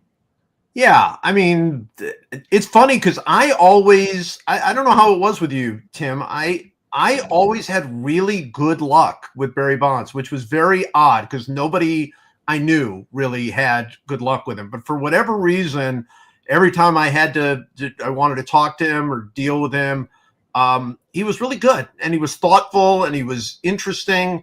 And my favorite one of those was he came to Kansas City when I was still working at the Star to take a tour of the museum, the Negro Leagues Baseball Museum.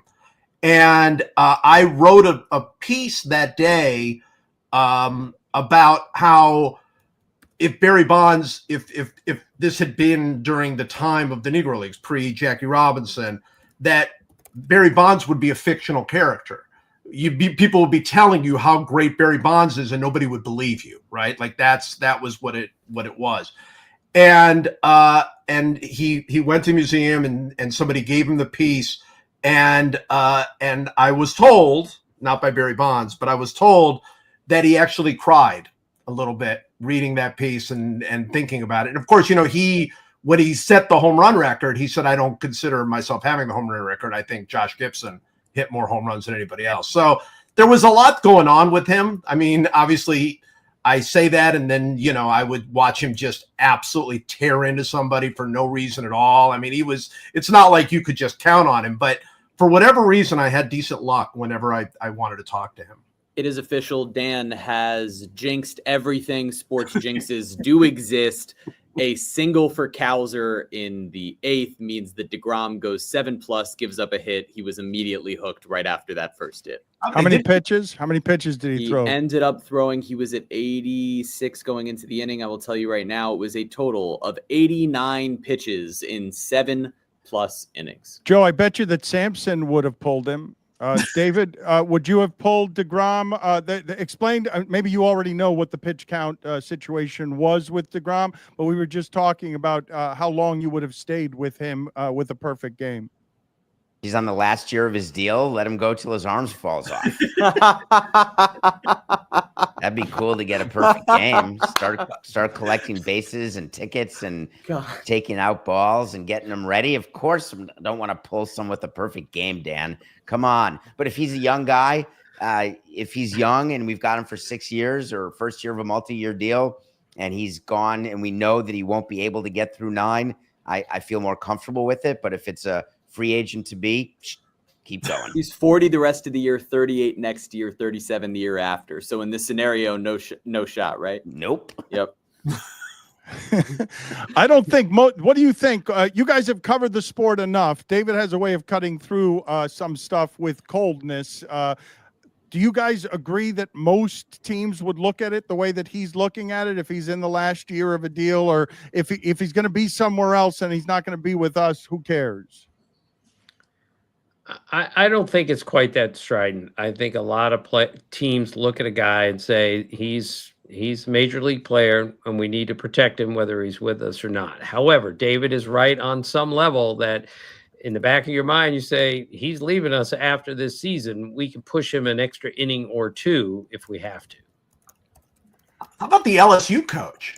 He's just letting his guy go as long as he wants to go. He's just like, it's your last start, 130 pitches. That's fine. Keep going. He's supposed to be a top 5 pick. It's crazy. Like, that's one where I'm like, all right, it's insane that they let him do that. And I'm glad they did, because it was one of the most special pitching performances I've seen in forever. But holy cow. I mean, it goes to what Tim was saying, right? Which from the entertainment value, there's not going to be anything better than that guy going out there and getting those final few outs. But holy cow, 130 pitches right ahead of the draft. But this is what the industry has created. As we all know, Blake Snell won 2 Cy Youngs before he completed a game. One game. Bob Gibson had more shutouts in 1968 than Max Scherzer has complete games in his career. Now, Warren Spahn had almost as many complete games after turning 40 as Curt Schilling, a warrior during his time, had in his entire career. This is what the industry has done. We are going to get you out of there, A, before you get hurt, and B, before you lose your effectiveness, because we got 8 guys in the bullpen and 7 of them throw really, really hard. So this is the game we play now. And I just find it a little bit unfortunate that, guys, that's what we're talking about. Do you take him out after 7 with a perfect game? And with a no-hitter? It happens way more often now than it should. Does Adam Silver look like a cartoon chicken whose feathers were blown off by a stick of dynamite? Johan Santana's career was ruined because they made him throw 130 pitches to get to the end of one of those games. No? No. I don't think so. I think Santana refused to come out. He was throwing a no-hitter. He was throwing a no-hitter at the end of his career. He refused to come out. And he made a decision that I don't know that, I mean, nobody makes these kinds of decisions, but he made a decision that I will remember throwing a no-hitter for the rest of my life. It was the first Mets no-hitter, right? It was the first ever. Yes. Through. It's history. He had a moment that he had a chance for history. He went for history, took a chance. Obviously, he did get hurt, not that long after that. Maybe that had direct reflection. Maybe it didn't. But I think that's when Tim talks about that, that's what sort of breaks your heart about it. It's not that teams are looking for the health of players or whatever. It's that we're losing moments. We're losing these incredible. I mean, it would have been huge front page news if Clayton Kershaw had thrown a perfect game. Yeah. I mean, it would have been the crescendo of his career, and we didn't get a chance to see it. So Pat Zachary almost pitched a no-hitter for the Mets back before they had their first no-hitter. 2 outs in the 8th, he gave up a hit. And after the game, someone said, "Were you really disappointed that you gave up a hit there?" And he said, "I was actually happy that I did because I thought the 8th inning was the 9th inning. So if he had gotten the last out of the 8th inning, he was going to go jump into the catcher's arms thinking I just pitched a no-hitter when it was only 8 innings." You thought the Halliburton choke sign was bad when it goes to overtime. That's a whole other level. Got a little bit confused. Tim, we had a player who had a no-hitter last game of the season. His name was from Toronto, Henderson Alvarez. Yes. And you got it. Didn't he walk like 9 guys? Yeah. He didn't know the score of the game. No, it was 0-0. and he got the last out in the bottom of the ninth and started to celebrate his no-hitter. And the rest of the team was going back to the dugout because it was time for the bottom of the ninth. And he was standing there. If you go check the video, it's hilarious. And he was standing there celebrating, waiting to hug people, and no one came close to him. They just walked right off the field. And he admitted after that he did not know the score of the game. David, I was hoping that we would have the awkwardness of Bobby Valentine joining at some point while you were here. I want to show this picture to the group here and just get some general commentary from Tim, from Joe, from David Sampson on this photograph right here of Bobby Valentine, who David has a history with. I don't think that Bobby Valentine would have liked me playing that photo while he was here or showing that photo while he was here. Tim, what do you have on this for me? Well, this was Robin Ventura's idea, by the way, for Bobby to put the fake nose, glasses, and mustache and come on out to the dugout. So it wasn't the mischievous Bobby. It was the very wry sense of humor of Robin Ventura, who said, Bobby, you should get all dressed up and they'll never recognize you and you can go sit on the bench. So this wasn't even Bobby V's idea. It was Robin Ventura's idea.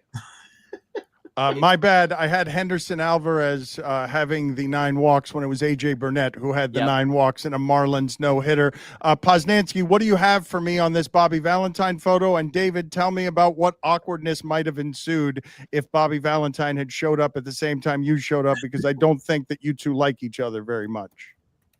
Yeah, I want to hear what David has to say. I mean, this was obviously awesome, right? He got thrown out of the game. He comes back and, full mustache and fake nose and fake glasses and everything else, and it's hilarious and kind of perfect Bobby Valentine too, even though that was Ventura who came up with it. Just sort of utterly like it was hilarious. It made no sense. It was no way he was going to get away with it. I don't know what he was exactly going for. Like none of it really adds up. But it's an all timer. It's an all timer. Dan, speaking of awkward, Bobby told me once that when he made the Dodgers as a very young player, Walter Alston, Hall of Fame manager, they're at the welcome home luncheon from spring training to announce the entire team. And Walter Alston gets up on stage, is introducing the players. And he said, and one of our backup infielders, Billy Valentine. So he got his name wrong at the welcome home.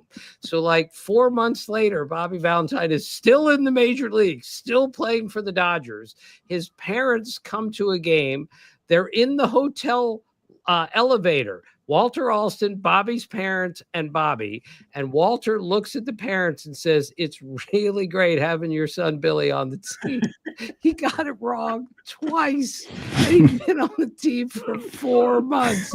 How awkward is that? Not as awkward as it would have been if Bobby Valentine had shown up here and seen David's face. Am I wrong, David? You are actually, because we finished that entire bit of awkwardness last October when he and I did pre and post game for CBS Sports and as analysts for the World Series.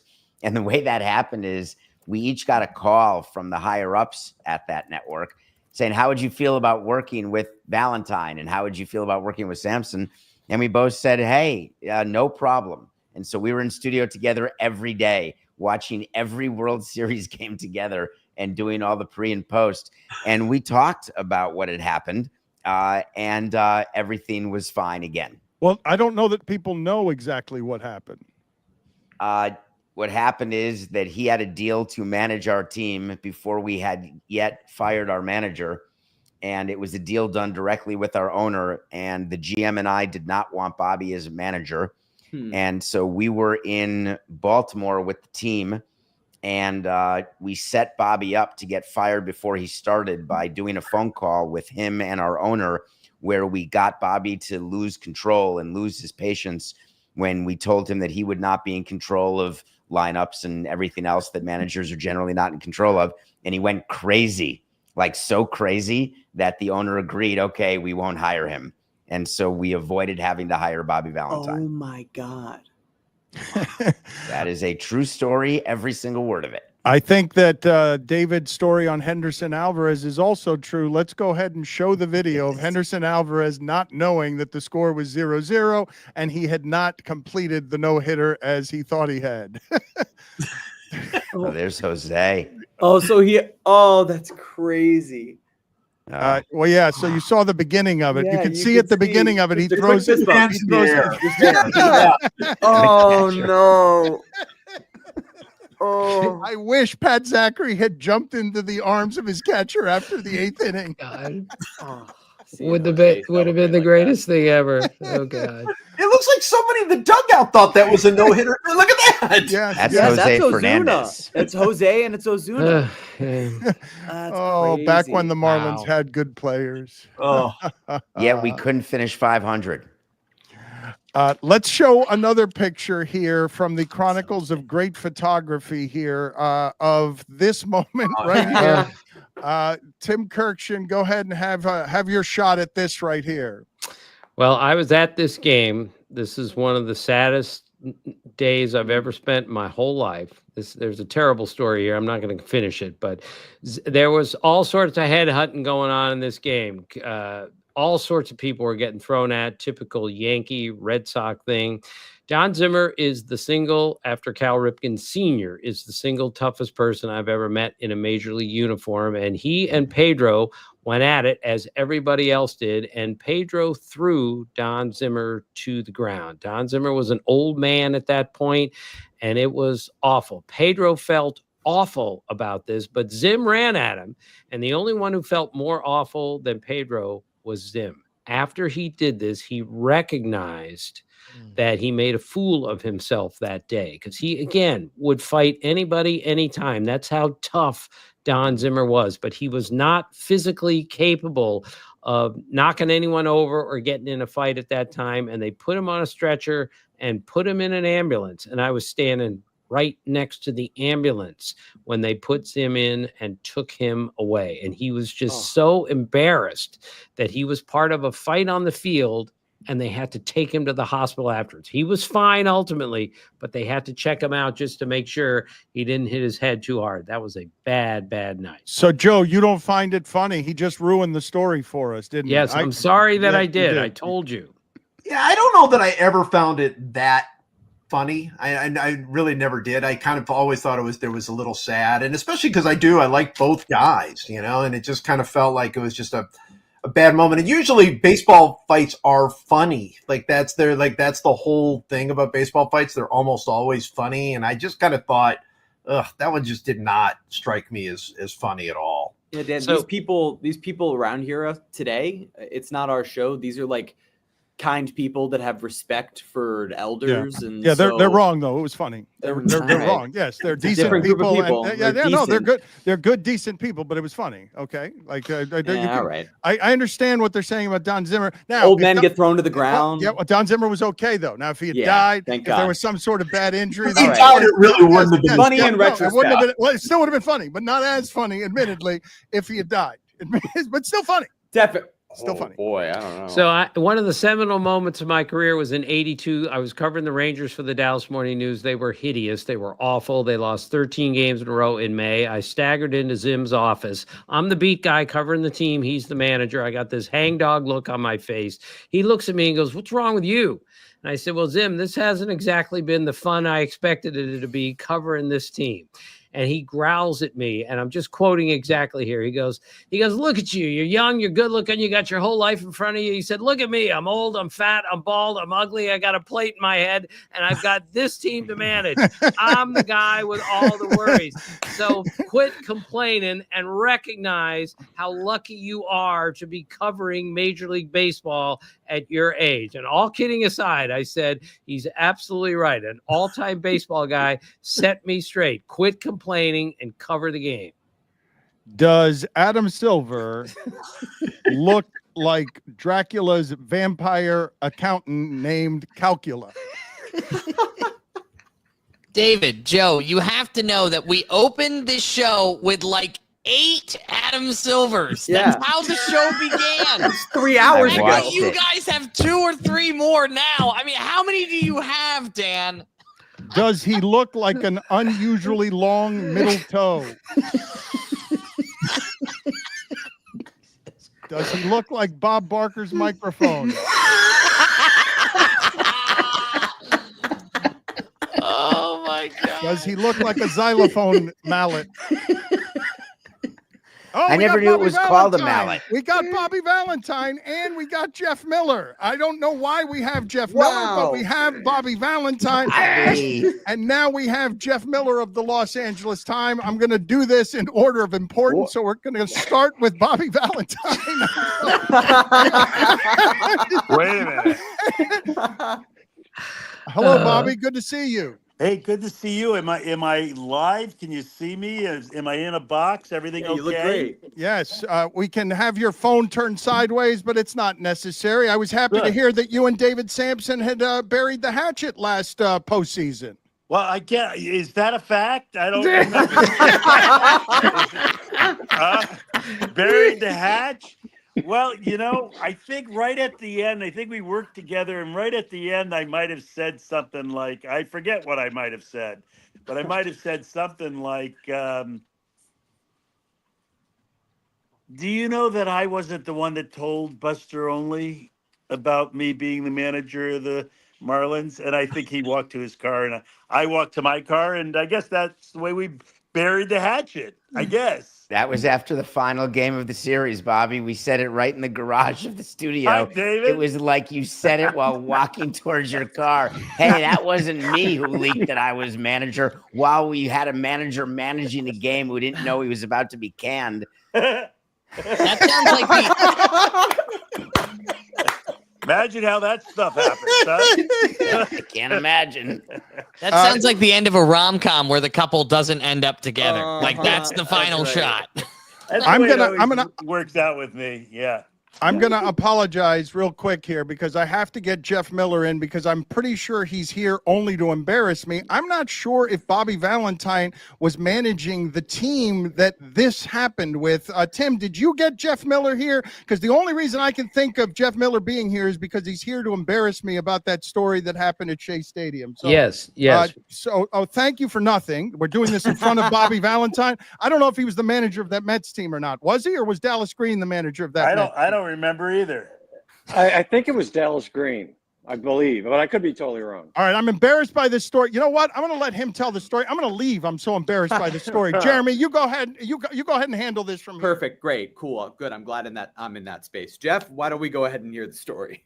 Okay, so the story is, Dan and I, for those who don't know, which is pretty much everybody, Dan and I covered the Marlins the first season, 1993. Right. So everything about that season was crazy. First year team. None of us knew what we were doing basically on the beat. We're making up stuff. And the team wasn't very good. They were entertaining, but not very good. So a lot of the year we spent trying to entertain each other and keep things interesting. So when Dan is involved in that, you can imagine some of the stuff that happened. Right. Of course. So one of the great stories that we had from that season is, we were in the Shea Stadium press box before the game. We had just had dinner. We're out now. It's Dan. I have no idea how he did this this is Shea Stadium, Mets. There's a lot of media. We're next to each other. And Dan had brought back a piece of carrot cake, a square of classic carrot cake from the dining room. And it's sitting between us. So it's, I don't know. First pitch is coming up, and we're doing our usual pregame stuff. And then Dan looks at me, looks at the carrot cake, and then he kind of puts his hand like he's going to flip the carrot cake over the railing into the crowd, like down below. It's going to fall, 3 stories, down into the crowd. And I look at him. Now, bear in mind now, we're surrounded by professional journalists. Okay, we've just started, we barely have any experience covering baseball, but this is what we're doing. And I look at Dan, I said, you're not going to do it. Like, don't do it. Don't do it. And Dan, that to him is saying, you have to do that now. So with just a quick little flip of his finger, boop, the carrot cake over the railing, gone. And now, since we're professional, what do? we both push back from the desk, and we're now, because we want to separate ourselves from possibly somebody, seeing us. Never mind that they're like 3 stories down. And I'm like, I cannot believe it. I'm trying not to laugh. I'm horrified. He thinks it's the funniest thing in the world. Probably the funniest thing to him is the look on my face, because he knows I'm horrified. So we think, okay, well, whatever. That was ridiculous, crazy, dumbest thing you could have done. And then about 10 seconds later, thick New York accent, we start hearing somebody from down below shouting up at us, hey, this great New York, hey, you idiots. You think that's funny, throwing cake at people? You guys are idiots. I'm going to come up there, blah, blah, blah.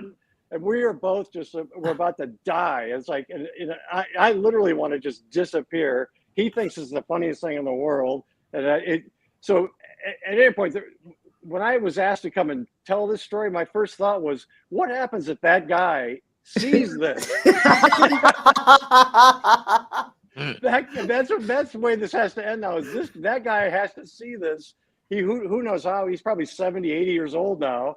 And he's going to finally figure out who dropped that carrot cake 30 years ago on him at Shea Stadium. But that's your man, Dan Le Batard, right there. It sounds exactly like Dan, and it sounds like the exact type of hijinks that he would now, instead of doing himself, make one of us get into while live on the show. So that way there's proof forever that it would exist on the internet.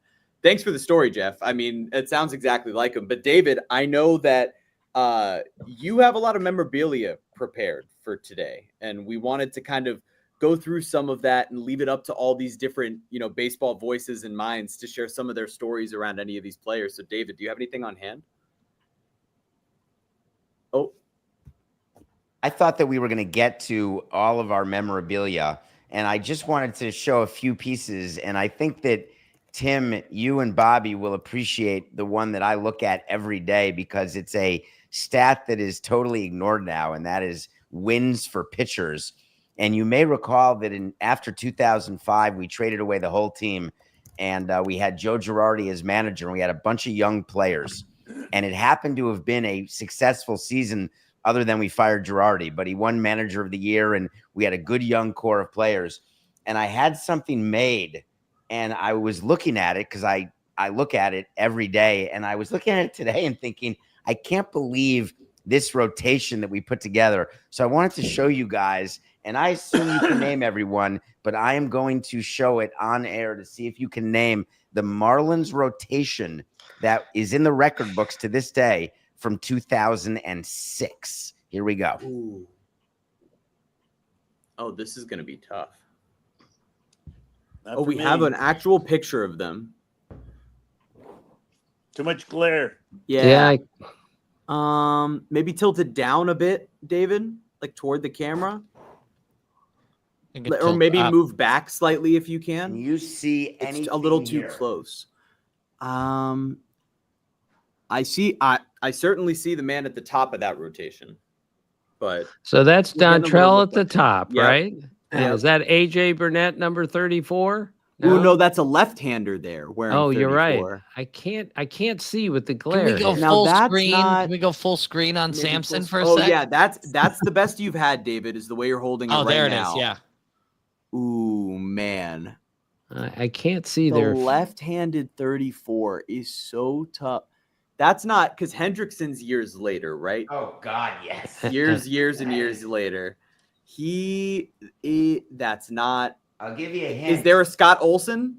Yes. Is that Way Scott to Olsen? Go, Jeremy. All right. Hey, you got to remember, Tim. These were my teams for my youth, watching these Marlins teams. So if I don't know these guys, I won't know anybody. Well, wait, isn't that at the bottom right? Isn't that Josh Johnson? Yes, sir. Oh, he was I there, thought my there old you go. Phoenix. Yeah. Boy, he was a Remember how good stud in Josh his Johnson prime. was? Oh my gosh. Yeah, Bobby, you would have managed against Josh Johnson, right? Do you remember playing against Josh Johnson at all? Maybe if he was in Japan in 2006, I was I was there 4, 5, 6, 7, 8, 9, 10. I don't know. I don't really remember Josh. Yeah, he was. Man, Let me tell you about Josh Johnson. He was the opening day pitcher when the Marlins opened Marlins Park. He had a bunch of Tommy Johns and shoulder issues. but he was a power sinker. He was one of the best pitchers in baseball. Yeah, for sure. And he ended up in the Hall of Very Good. But boy, could he have been great. But injuries just crushed his career. David, where do you keep these memorabilia? Are these hanging in your house somewhere? So I have various places where I keep things. This one is hanging in the studio. So it's Scott Olson, Ricky Nolasco. Oh yeah, sure. Dontrell Willis, Josh Johnson, and Annabelle Sanchez. Annabelle Sanchez. There you go. Again, I these can't guys, believe I didn't get them. Except for Olson, they actually had really good major league careers. Dontrell wasn't good after we traded him when he went to Detroit, but what a start he had. Ricky Nolasco is still in the record books with the Marlins. Annabelle Sanchez, really an amazing career. And these were all kids. And it's the first rotation where you had 5 10-game winners. I believe Nolasco's still #1 in franchise history in strikeouts because Sandy just became #2. Right. That was the trade where we got Ricky Nolasco, Renel Pinto, and Sergio Mitre for Juan Pierre. Wow. That's, man, some of these names are classics here. I want to, while Dan's gone, I actually want to focus a little bit on actual baseball that's happening this season in Major League Baseball while we're 3 hours into this, because we can give people some of the analysis that we don't necessarily get on the show. So if I just throw out, and Joe, I'll start with you here. If I just throw out the names, Cal Raleigh, Aaron Judge, Shohei Ohtani, Tarek Skubal, whose season are you most impressed with amongst that bunch? Because those are some special seasons happening. Yeah, they're all having incredible seasons. I mean, I think it's Cal Raleigh just because where the heck has this come from, right? I mean, you know, the guy's homering every single day. He's a catcher, switch hitter, good defender, you know, and he's having what I think might end up being the greatest season a catcher has ever had in the major league. So that one is, you know, coming out of nowhere. I mean, what we're seeing from Shohei and Judge, we've seen, right? They're just doing versions of what we've already seen, especially now that Shohei's pitching again, which is fun. Skubal, I mean, I you know, we've seen so many great pitchers over the years. But Skubal has this old, I would love to hear Tim talk about him, because Skubal has this old-fashioned Koufax-like thing going, you know, where he's just, he's so utterly dominant that hitters just, they don't even, they can't even step in. He had one game earlier this year, it was the shutout that he threw, was against Baltimore. I can't remember who it was against, but first batter, I was watching, and Harold Reynolds sees him throw a 1-0 fastball right by him and would swing and a miss. And he's like, oh, this guy's got no chance. I mean, you know, it's 1-0. He knows the fastball's coming, and he still is like, you know, 2 seconds behind it. So he's incredible. But yeah, of those guys, I think Raleigh is the one that and the one that you want to watch is Ronald Acuna Jr. I mean, he is now doing he's back to being like best player in baseball good. I mean, he's incredible. Bobby, Mike Piazza is the best hitting catcher of all time for me. What was it like watching him pretty darned close to his prime? It was a pleasure every day. He's one of the most competitive at-bats that you'll ever see. A strikeout was the end of the world. He'd break down the wall with his fist if he had to. That competition every time he went into the box was his mission on this earth, and it was really fun to watch. I mean, he didn't strike out. I mean, that's the crazy thing about him is he really, especially for his time, he just did not strike out. He didn't strike out. Remember, he took the first pitch all the time. Strike. So he was playing with 2 strikes. Everybody else was playing with 3 strikes, and he was amazing. And believe me, I mean, there was a great skill that we got to see, but the thing that really set him apart was how competitive he was in every at-bat, never giving an at-bat away, and, you know, never not running his fastest down the first, which I used to want to kill him for doing. And it can one sprint down the first. He was something, I'll tell you, a real special player. Can we go around the room? I hope we kick Jeff Miller out. I will never forgive Jeff Miller for telling that story publicly. Can we go around the room here? Your favorite player to watch in the sport right now? I don't want to hear his sound. Yeah, get his sound out of here. Your favorite player to watch right now? I feel like I got to go non-Otani category, but Kurkjian, who's your favorite? Well, I mean, this is too easy, but Aaron Judge is my favorite player to watch because he's 6'7", 282. I've done all the research on big guys, non-pitchers. It's a really hard game to play when you're at least 6'6" and above. He is arguably the largest position player ever to play. The way he moves in the outfield, the grace he runs with on the bases. Again, it's a game built for guys who look like Willie Mays and Hank Aaron. Short, 5'11", unbelievably strong, incredibly strong hands, short arm, that type of thing. Judge is the opposite of all of that, and yet he's still hitting 364. So Otani's the answer to the question, but Judge for me is the second answer. Joe? You know what? We were just talking about Tarek Skubal. I just absolutely, he's must watch every time he pitches for me. Skeens is that way too. Paul Skeens, both of those guys. But Skubal, 2 years ago, I remember before last year, I said, Skubal might actually be a Cy Young candidate. And at the time, it was like, that's not super likely. And now, you're thinking about him in world class. He's so great and so much fun to watch. Soto just hit another home run. I'm pretty sure it went off of Ozuna's head. I'm not totally sure. No, that can't be. It cannot. There's no way that during this stream right now that happened. It looked like it from where I was watching. No way. Bobby, what is your answer to that question? Oh, I think there's a lot of great players. I like watching them all. Otani, of course, is special. Judge, you talk about him hitting. He's also fun to watch in the outfield. I love his accuracy of throws and his conditioned prior to the ball hit to him. So, he's a special player. No doubt about that. But right now, personally, I'm out here on the West Coast, and I'm watching Joe Adell come into being the lead in the class play. And it's a really special thing to see.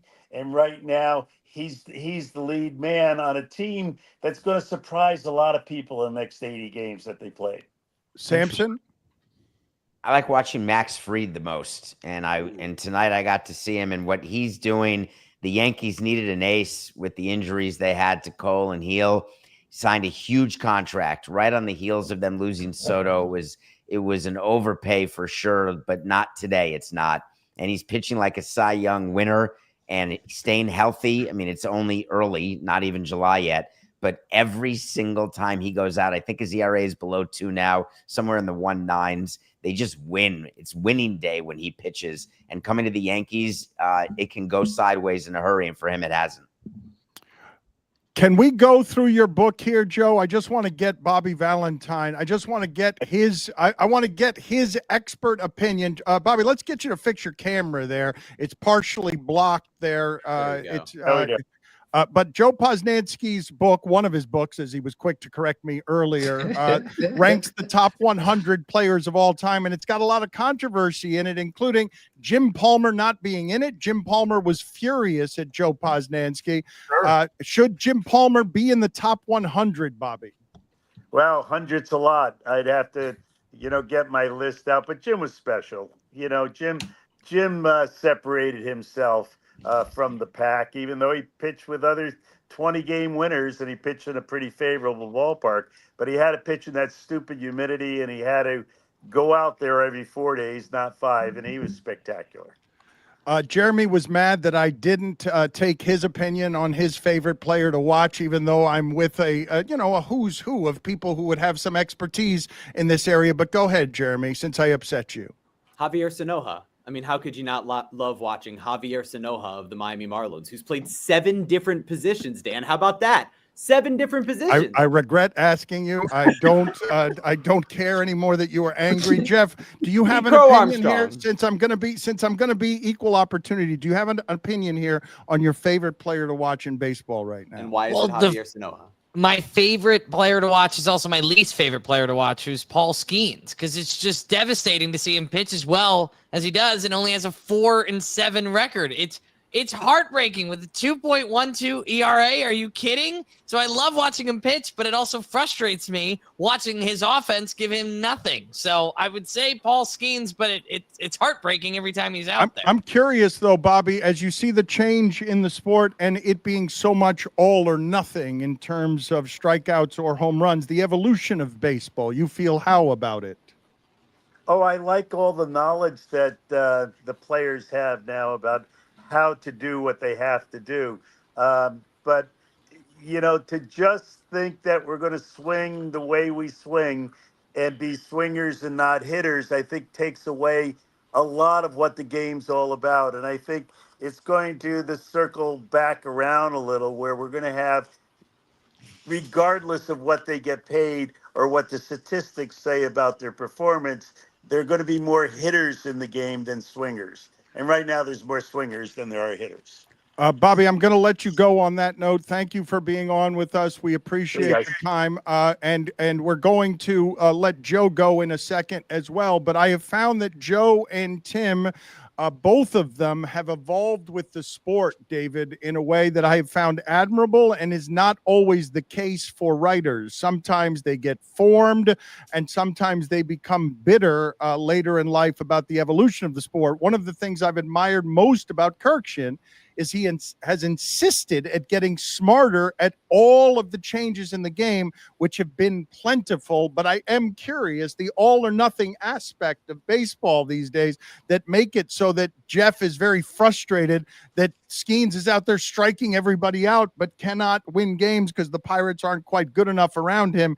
Do you guys object, or do you just sort of go with the way that baseball is going and say, I don't have any objections here. I love my sport the way that it is? I think there's a bit of recency bias, Jeff, because we had a lot of pitchers who pitched great, and when we didn't have good offenses, they were not winning games. Right. And that was, 5, 10, 15, 20, 25, 30, 35 years ago. So the example today is Skeens. There's no doubt. But every year, and Tim, you nail this so perfectly every year, there's always somebody who's not getting run support, who's pitching so great, and they lead the league in no run support. So it just happens to be Skeens this year. But I'm talking about all the evolutions. Right now, everyone can play first base. They'll put anybody at first base. They'll have the leadoff hitter can now be Ohtani. Like, there have been 1,000 changes, and if you're a stubborn old man, you might not like them. Yeah, I am a stubborn old man, but I also acknowledge this is still the best game no matter what, and no matter what you do to it. I hate the ghost runner at second base to start the 10th inning, but so many people in the game love it that I'm not about to be the one guy screaming, can we please stop doing this? But I don't like that. But so many other changes in the game have been good for the game, and I'm just willing to adjust because I love the game no matter what. I don't care how corny that sounds. Joe? No, I think that I feel exactly the same way. It's not that I don't have some issues. I don't like the expanded playoffs. That doesn't, I think I like the when the season mattered more. I don't like as many strikeouts as we're getting. I'd love to see more balls in play. I'd like to see starters go longer. I mean, there are things I miss about the game, but I think Tim is 100% right. It's the best game there is, and you enjoy the game for what it is. The players are better now in many ways than they've ever been. The hitters are better now than they've ever been. The pitchers are better now than they've ever been. And so you enjoy the game for what it is. But I would love to see them do some things, and I agree with Tim, by the way, about the zombie runner. I can't stand it. But I think there are things they can do to sort of bring the game back in a little bit more, to give us a little more action, a little more balls in play, some of those other things. But I mean, of course, it's such a good game, and so you roll with it and enjoy what's great about it. We had a bunch of suggestions how to cut down strikeouts that we talk about in committee meetings, and we didn't get agreement with the union. We wanted to make it so in arbitration, strikeouts would actually be a demerit, that it would cause you to have a problem in you achieving your arbitration number, because right now home runs are a huge factor when you are in the arbitration system. And there's no problem if you strike out 200 times. You do not, if you have the bulk with home runs. So I think one of the ways to get rid of strikeouts, like anybody in any business, if you incentivize people with their comp, they will act differently. I promise you there won't be people getting down on the knob. I've watched games, every game, you, Tim, you know this, with Andre Dawson and Tony Perez, and they were absolutely in shock the way some of our guys would do 2 strikes and their approach when there's a runner on 3rd and 1 out, and they are swinging out of their shoes, and it would make them insane. And we'd go talk to the players and be like, I don't get paid to hit a sacrifice fly. And Dan, their agents we would will tell have them that. more 100 strikeout guys this year, like every year recently, than we had from 1900 to 1960 combined. Yeah. That's where the strikeout rate is today. But trying to put a stop to that and telling everyone to choke up and just hit a line drive to right field, it's not that easy to do when the only swing you have is the one you've been using for the last 15 years. You started when you were 15 and now you're 30. And now when you want you to change your entire hitting approach, it's not that easy, especially with the pitching that you face today. Well, that's the thing. It's like they've never faced more 100-mile-an-hour fastballs than are right now. Everybody throws 100, and you're facing a whole different thing. But when you were talking about the fun players, that the most fun players to watch, maybe the most fun player in baseball to watch right now is Denzel Clark, where every single night he makes some preposterous catch that, they'll climb a wall, he'll go diving. That only happens when there are balls in play. So much of what's fun about baseball is great defense. And for great defense, you need more balls in play. You need fewer strikeouts. And so how do you do that when everybody's throwing 100? One of the ways is incentivize. One of the ways is to get people to change. One of the ways is to limit pitchers. There are a whole bunch of different ideas, but you've got to do something to get more balls in play, I think. Give me the best defensive play Joe Posnanski has ever seen as he gets out of here. Live? That is unnecessary. I mean, I'll ask you. It's an unnecessary distinction you're making there. No, I don't need the one that you were there for live. I was at the ballpark when Jim Edmonds made that Willie Mays. Oh my God! Wow. You were there for that. You were Kansas there for City. Yeah, I was there at the ballpark. So is that the greatest catch I've ever seen? I mean, there are a few others that I would put right up there, but that's the greatest catch I've ever seen live. And so I'm putting that as my number one. Okay, David, do you have an answer to that question? That's a good one. I saw Alex Gonzalez make a play once at shortstop that brought a tear to my eye. I don't want the live plays. I don't know why it is that Posnanski made this live. That's what it should be. It's not because it just feels different when it's live. Right. What he did. No, wait a minute. What he saw live is one of the best 5 catches ever made. And that's why he made it his number one, because he saw it live. It's not allowed to be Alex Gonzalez brought a tear to my eye. Alex Gonzalez's defense. Don't you dare disparage It was Alex great Gonzalez's defense. I'm not defense. saying it's great. It wasn't great defense. I call bullshit on it brought a tear to David's eye. That infield with Lee, Castillo, and Gonzalez and Lowell, every day you saw greatness. It was a good you know what? You're right, but I'm gonna have to kick you out. I've got to get you out of here. Posnanski, I'm going to kick you out of here too. Thank you for the time. I'm only letting him go because he spent too much time with us, and he's given us so much of his time. Thank you, gentlemen. I do appreciate you being here with Tim and Jeff. I will remind the group and everyone listening, Is This a Great Game or What? Is the podcast that Tim does with his son, Jeff. It is a lovely podcast. I'm asking you to support it now. I'm asking you to subscribe. I'm asking you to enjoy a different kind of father-son relationship than the acidic one that the Codys have here on our show.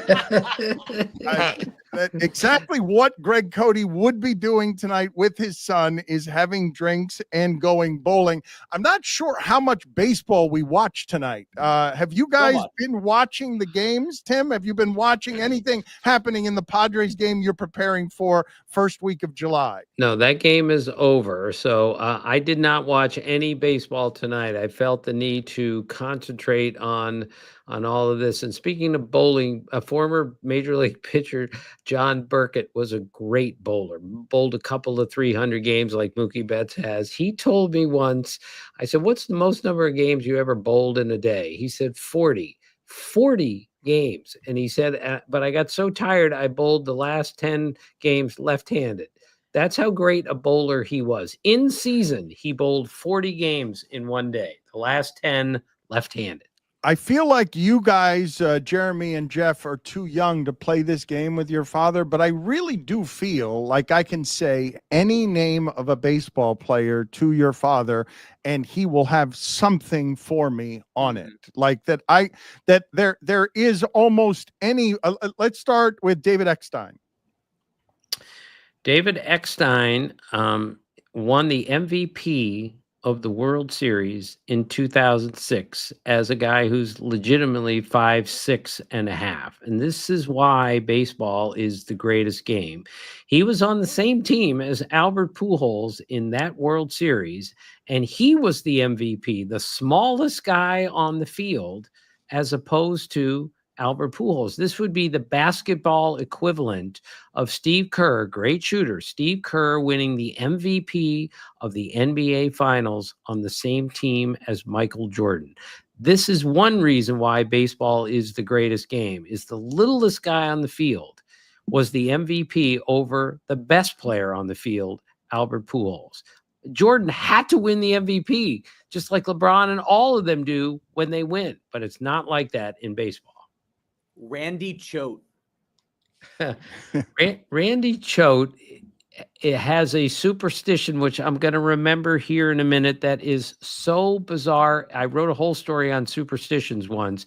Randy Choate had to drink a certain amount of Gatorade. I think I'm right about this, before every game. I mean, it was just the most bizarre thing, but he had to do that in order to get himself ready to pitch. Turk Wendell was the most superstitious, right?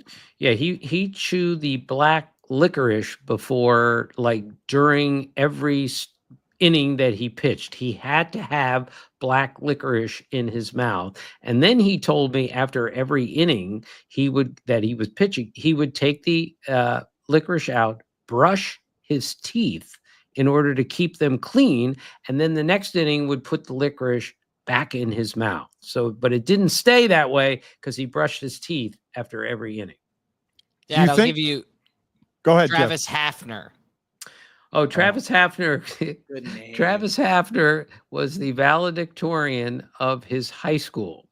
And I told him, that is really impressive, Travis. How many kids were, because he was from North Dakota. I said, how many kids were in your high school? He said 8. He said we had 4 girls and we had 4 guys. And he said the only thing easier than being the valedictorian was getting a date for the senior prom.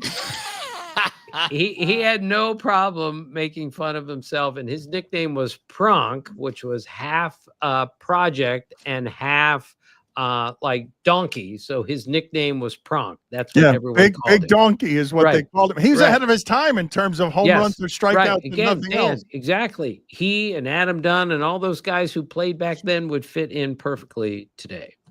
Before we get to the next name, I do want to provide an update on the Randy Choate superstition from the article in 2013. Right. Yes.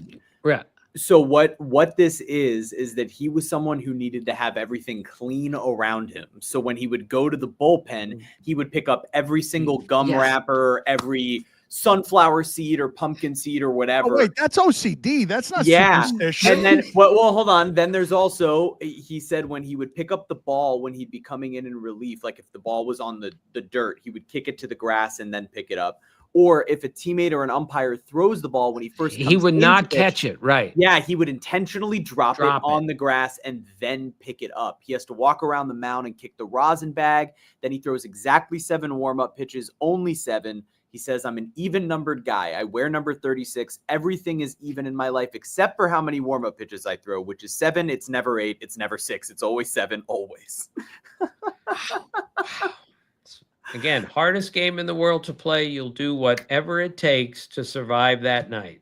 And they're all the same. You haven't watched any baseball tonight? How rare is that for you? This is most unusual. I'm usually focused in on So sorry for doing reading the this, box Steven. scores as soon as the game is over. I'm writing down notes. I'm doing all this, but this was different. So, Dan, let me tell you, when he's at my house, I don't have the MLB package, so it's devastating for him. But on the nights he spends here, we were putting our baby to sleep, and he's outside we have a TV on the porch, and he's watching the one game I can get for him, and he's drinking a White Claw. He has two empty White Claws, Dan, and he doesn't know that they are alcoholic beverages. He thinks they're just a normal seltzer. That's right. Oh, That's right. no. Yeah. So here I come down and I say, "Did you like those?" He goes, "Yeah, they're great. I just had 2 of them. I'm going to go get a third." And Sucking I them told him, down. "Dad, have you stood up? Because you're going to be a little dizzy here." And I know my dad to be a lightweight. So 2 White Claws and he was hammered. It was great. Tim, can you take me through what your protocol is over the course of the evening and the morning in terms of record keeping? Because I know you have to be meticulous about this stuff. well, I stopped a bunch of that after COVID. It just became too cumbersome. But every morning I get up, usually at 5 o'clock. I drink a Diet Mountain Dew and devour the box scores. I read every one of them. I write down everything that I find interesting in the games. I read as much as I possibly can, see as many videos, so I have a really good understanding by 6:30 in the morning what happened the night before. And then that's how the day has to start with me. I don't care how corny this sounds. I'm uncomfortable if I get to 7:30 in the morning and I don't know all that had happened the night before. It's amazing. Does Adam Silver look like Scott Van Pelt 15 seconds after opening the Ark of the Covenant? Oh my God.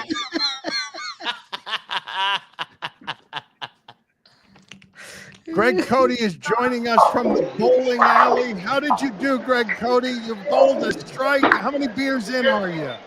A couple, Dan, but that's not the important number. The important number is I just pulled a 182 to finish with more than a 500 series.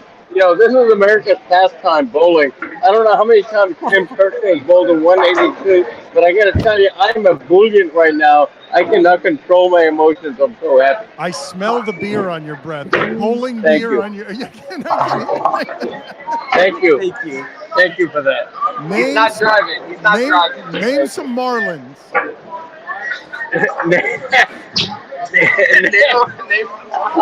I'm not going to take a quiz. The one I can name, they're about to trade. Okay. So. Did you hear Tim Kurkjian's meticulous research after all these years? How he cares about things. You're the local columnist for the local team. You're not going to take a quiz naming some Marlins. Come on. I mean, obviously, I can name Marlins. They might be good in 5 years if all their guys develop. That's not what I want to hear. I want to hear the name of all Marlins. He can't hear us, and he's been drinking too much. What's that? It's breaking up. We can't hear you. All right. We're breaking up. I can't hear you. Billy's here. Good seeing you. Thank you for being on with us. Turn his microphones on. Look, Billy's here. Hey, Billy. Nice to see you, Billy. Are you Hey, preparing? guys. Are you going to take us through? Are we going to leave now and you're going to take us through on Marlins Giants the rest of the night? Who, me? I'm watching. Tim, how do you feel about MLB Big Inning? I'm a big fan of it. Explain what you're talking about. So MLB Big Inning is something for those who don't know. MLB Big Inning is like baseball's version of NFL Red Zone. So it's on like the MLB app or MLB.com. And what you can do is you can click any of the games are available to you if you go to like MLB.com, if you pay the subscription. But I get it through my phone provider, which is like great. I get it for free, right?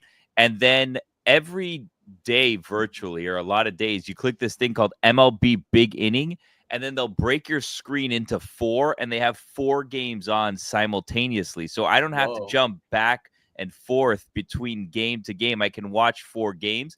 And then depending on what's happening, they'll select the audio of that game. Now, here's the downside of MLB Big Inning is that sometimes they say, you know what, MLB Big Inning is going to be on today from 3 o'clock until 6 o'clock.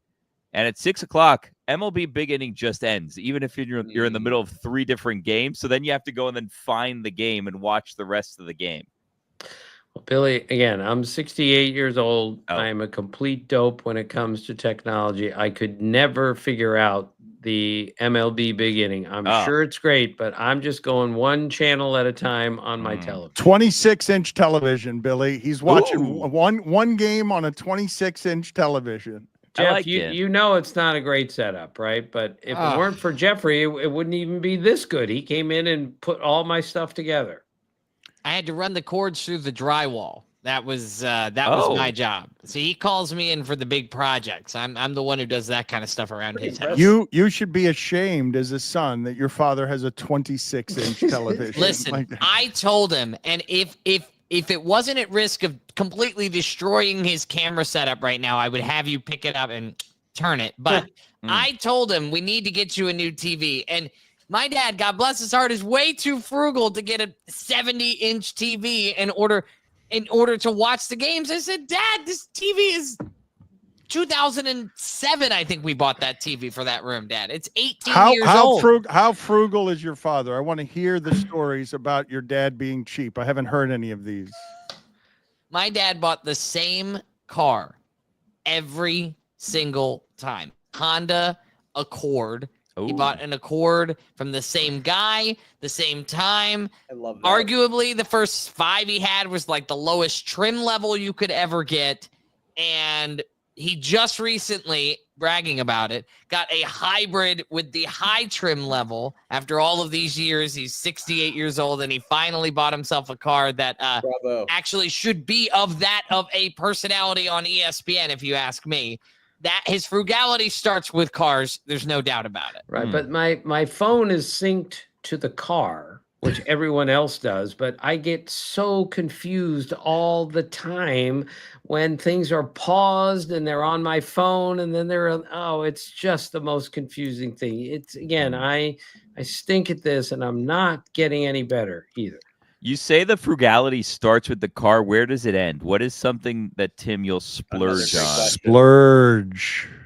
Look, I'm very generous with my children and my wife. Whatever they want, they can have. But food is the thing for me. I just eat food for fuel more than anything else. I just don't need to stand in line for an hour and a half to get into a really great restaurant to have food that is really good when I can go and eat for much cheaper and eat right away without having to wait in line. So I really like food, but I'm not a foodie and I just want to get filled up and then go. Traveling is a big thing for my dad. Obviously he flies a lot for work, but my wife, we were having a wedding shower, or I wasn't invited, and my sister and my mom were flying across the country. I was in Vegas at the time. My mom was not feeling well, but I kind of told her, I said, Mom, I hate to be that guy. Like, you're kind of asking for an out, but this is a really important day. Do you think you can make it? So Dad upgraded her ticket to first class for God knows how much money. But he always says, if it comes to comfort, right, it's something we can do. But he won't buy, he won't buy a car over $30,000, but he will spend $2,000 to get Mom in a first class seat. It's a great husband. He would do anything for me, my sister, and my mom if it meant financially. When I moved to Las Vegas, I had to pay for the move myself, and the company was going to reimburse me, which I didn't even believe was going to happen. And then my new apartment that Dad and I found together, they needed first and last month's rent along with a deposit, which was, obviously like $4,500 or something when you do all the math together. And I didn't have $4,500 to my name, at least accessible in the moment. So Dad said, "Do you want to live here?" I said, "Yeah." And of course, he pays it for me. I try to get him back once I get the check, but that's the way Dad What do you pay for a haircut? I pay $22 for a haircut. Wow. What's the tip? I tip $8 because I really like the people. That's a good tip. How much Walter Johnson high school gear do you have? Well, it's so interesting that you would ask. I've got my WJ. Oh, this is my ESPN That's ESPN one. Sorry. yeah. This is my ESPN pullover. Nope. That I mean, WJ, my yep. WJ pullover, which I wear virtually every day. And Todd Frazier, who does the Little League World Series with The me, Todd father. He loves this shirt, this pullover so much that I went and got him one and sent it to him at the Little League World Series last year, an extra large. Mine is like a medium. And now, so Todd Frazier now walks around with a Walter Johnson Wildcats fleece pullover. If you had to Before put a he- number on it, though, what's the number? I'm sorry, Jeff. What's the number of items that you have in your house, or what percentage of your 10. wardrobe is Walter Johnson High School clothes? 10. I have 2 polos. I have 3 T-shirts. I've got a pullover like this and 3 hooded sweatshirts. And Dan, before you know this industry, I have to tell him because of the videos we do for our podcast, Dad, you can't wear the same shirt on the pod because the Instagram reels are going to look silly. I'm changing, but you're not. It's looking like you wear the same outfit every day we record. I usually do. Sorry. Creature of habit. Before he says this, because I need to tell you, Walter Johnson died on December 10th, 1946. I'm sorry, and guys. my dad was born on December 10th, 1956. Wow. It's remarkable. All these Perfect. bizarre little coincidences that led me. I mean, I made a career out of covering baseball, and I went to school at a school named after the greatest baseball pitcher of all time. Are you in the Hall of Fame there, Tim? Like a notable alum or anything? They don't have a Hall of Fame there. I've spoken at graduation 3 different times, but I love my high school. It was great. How many Hall of Fames are you in? I'm in the Armenian Hall of Fame. Armenian Sports Hall of Fame, yeah. That was about 3 years ago. They called me less than a week. I loved it. It was so much fun. Less than a week before the ceremony, and said, Did someone "Can you cancel? Can you get out here?" So I said, "Well, of course, I'm honored to be in the Armenian Sports Hall of Fame." But just to make sure I understood, I said, "Do you need me to speak when I get there?" And they said, "Oh yeah, we need you to speak, but we need you to keep it to less than 30 seconds." 30 seconds. Wait, what? So it was apparently the first year that they did the Armenian Sports Hall of Fame. So I went in between, like 8 people went in. Garo Yepremian. Oh. The kicker for the Dolphins. The undefeated and Dolphins. Era Parsegian. So it's like Garo, and then the dinky little sports writer, and then one of the greatest college football coaches of all time. Keep the speech to 30 seconds. Tim So I'm is in that. I'm in notable, a couple of University of Maryland ones, and of course, and the one in Cooperstown, and I think that's there's a county one that I'm in too, Montgomery County. Yeah. They gave you a trophy at the Armenian Sports Hall of Fame that was bigger than a carry-on piece of luggage. Yeah. Then they said they'll mail it to you, and you got it like 8 months later, right? It was 11. It was like as big as a trash can cover, and it was really heavy. And I went out there for one day, so I didn't have luggage to put it in. So that was tricky. It looks like Bobby Valentine's also in there. So you had 2 Armenian Sports Hall of Famers Wow, today, Dan. on the show. Look Yeah. at that. Who would have thought? Yeah, Bobby is not Armenian, but he's in for some other reason. He explained it to me once, and I didn't quite understand it. What? Like contributor to the Armenians? Yes, he did something that with Armenians that got him in, but he was not there for the induction If only ceremony. he were still on to ask him. Wow, what Dad, a moment missed. We had him as a guest, and you I can't didn't ask believe him? I didn't even know at the time that Bobby Valentine, who's as Italian as Tommy Lasorda, is He's also in, by the way. No, Lasorda? Yeah, he's on here. They'll let anyone into In that. the It's like, Armenian it's like the basketball Hall of Fame. I mean, AASHOF.com is on there. I will say this. It's listed as honorees.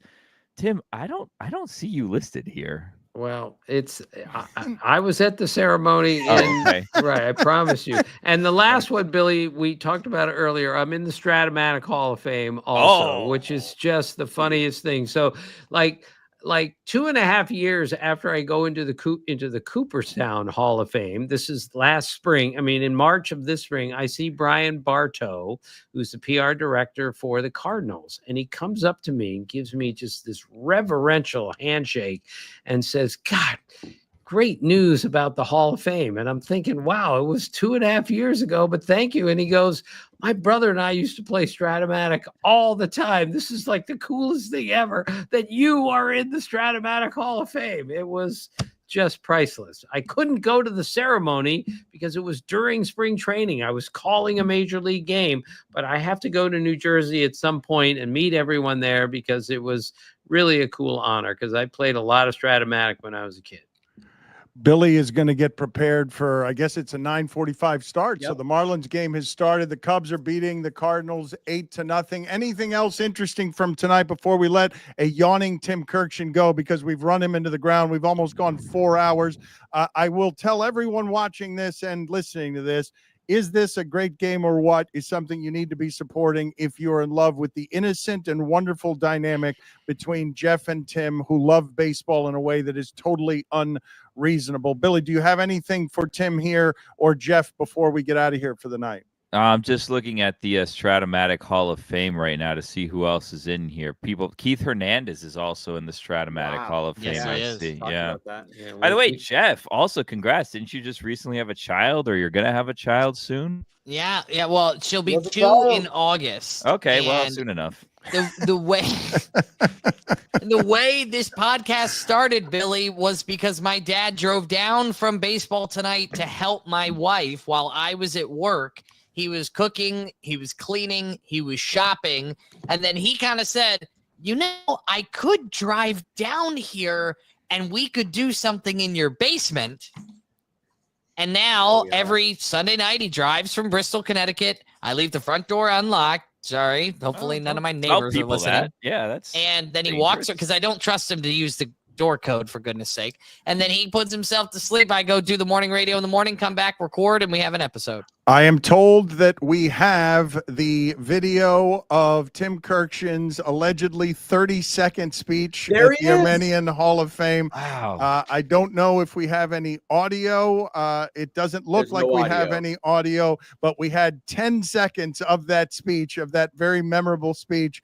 And we will close on this note at the very end. This entire evening has been brought to you by Only Dan's, and I know that you remember this. It has stayed with you from the beginning of our broadcast this evening, so we will end this with a little bit of Only Dan's for you.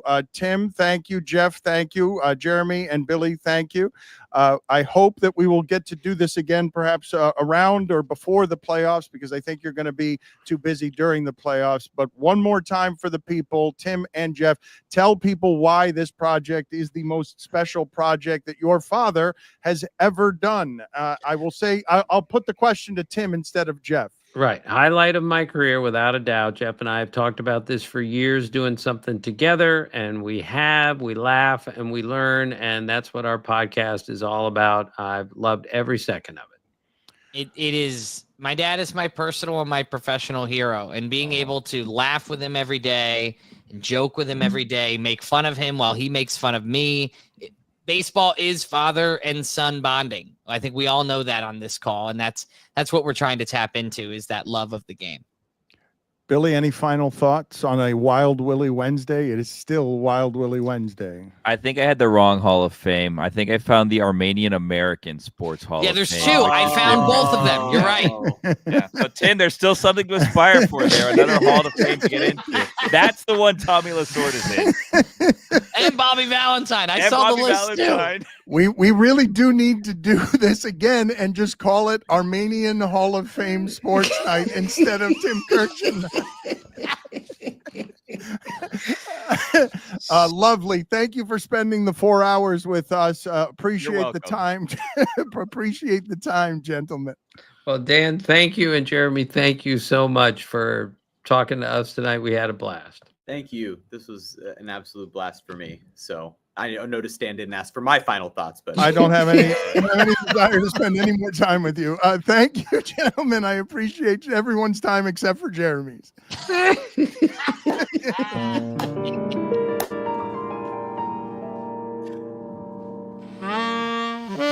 Pull out your cue stick.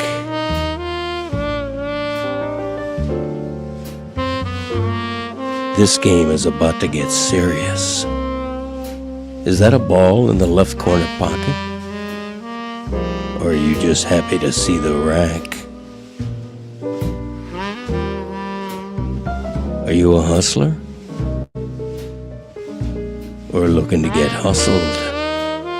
Whether you're into break shots or bank shots, it all ends with a cut shot. Time to scratch that itch. Visit Only Dan's and see why we are banned in 49 states and 38 countries. Bring the chalk. It's gonna get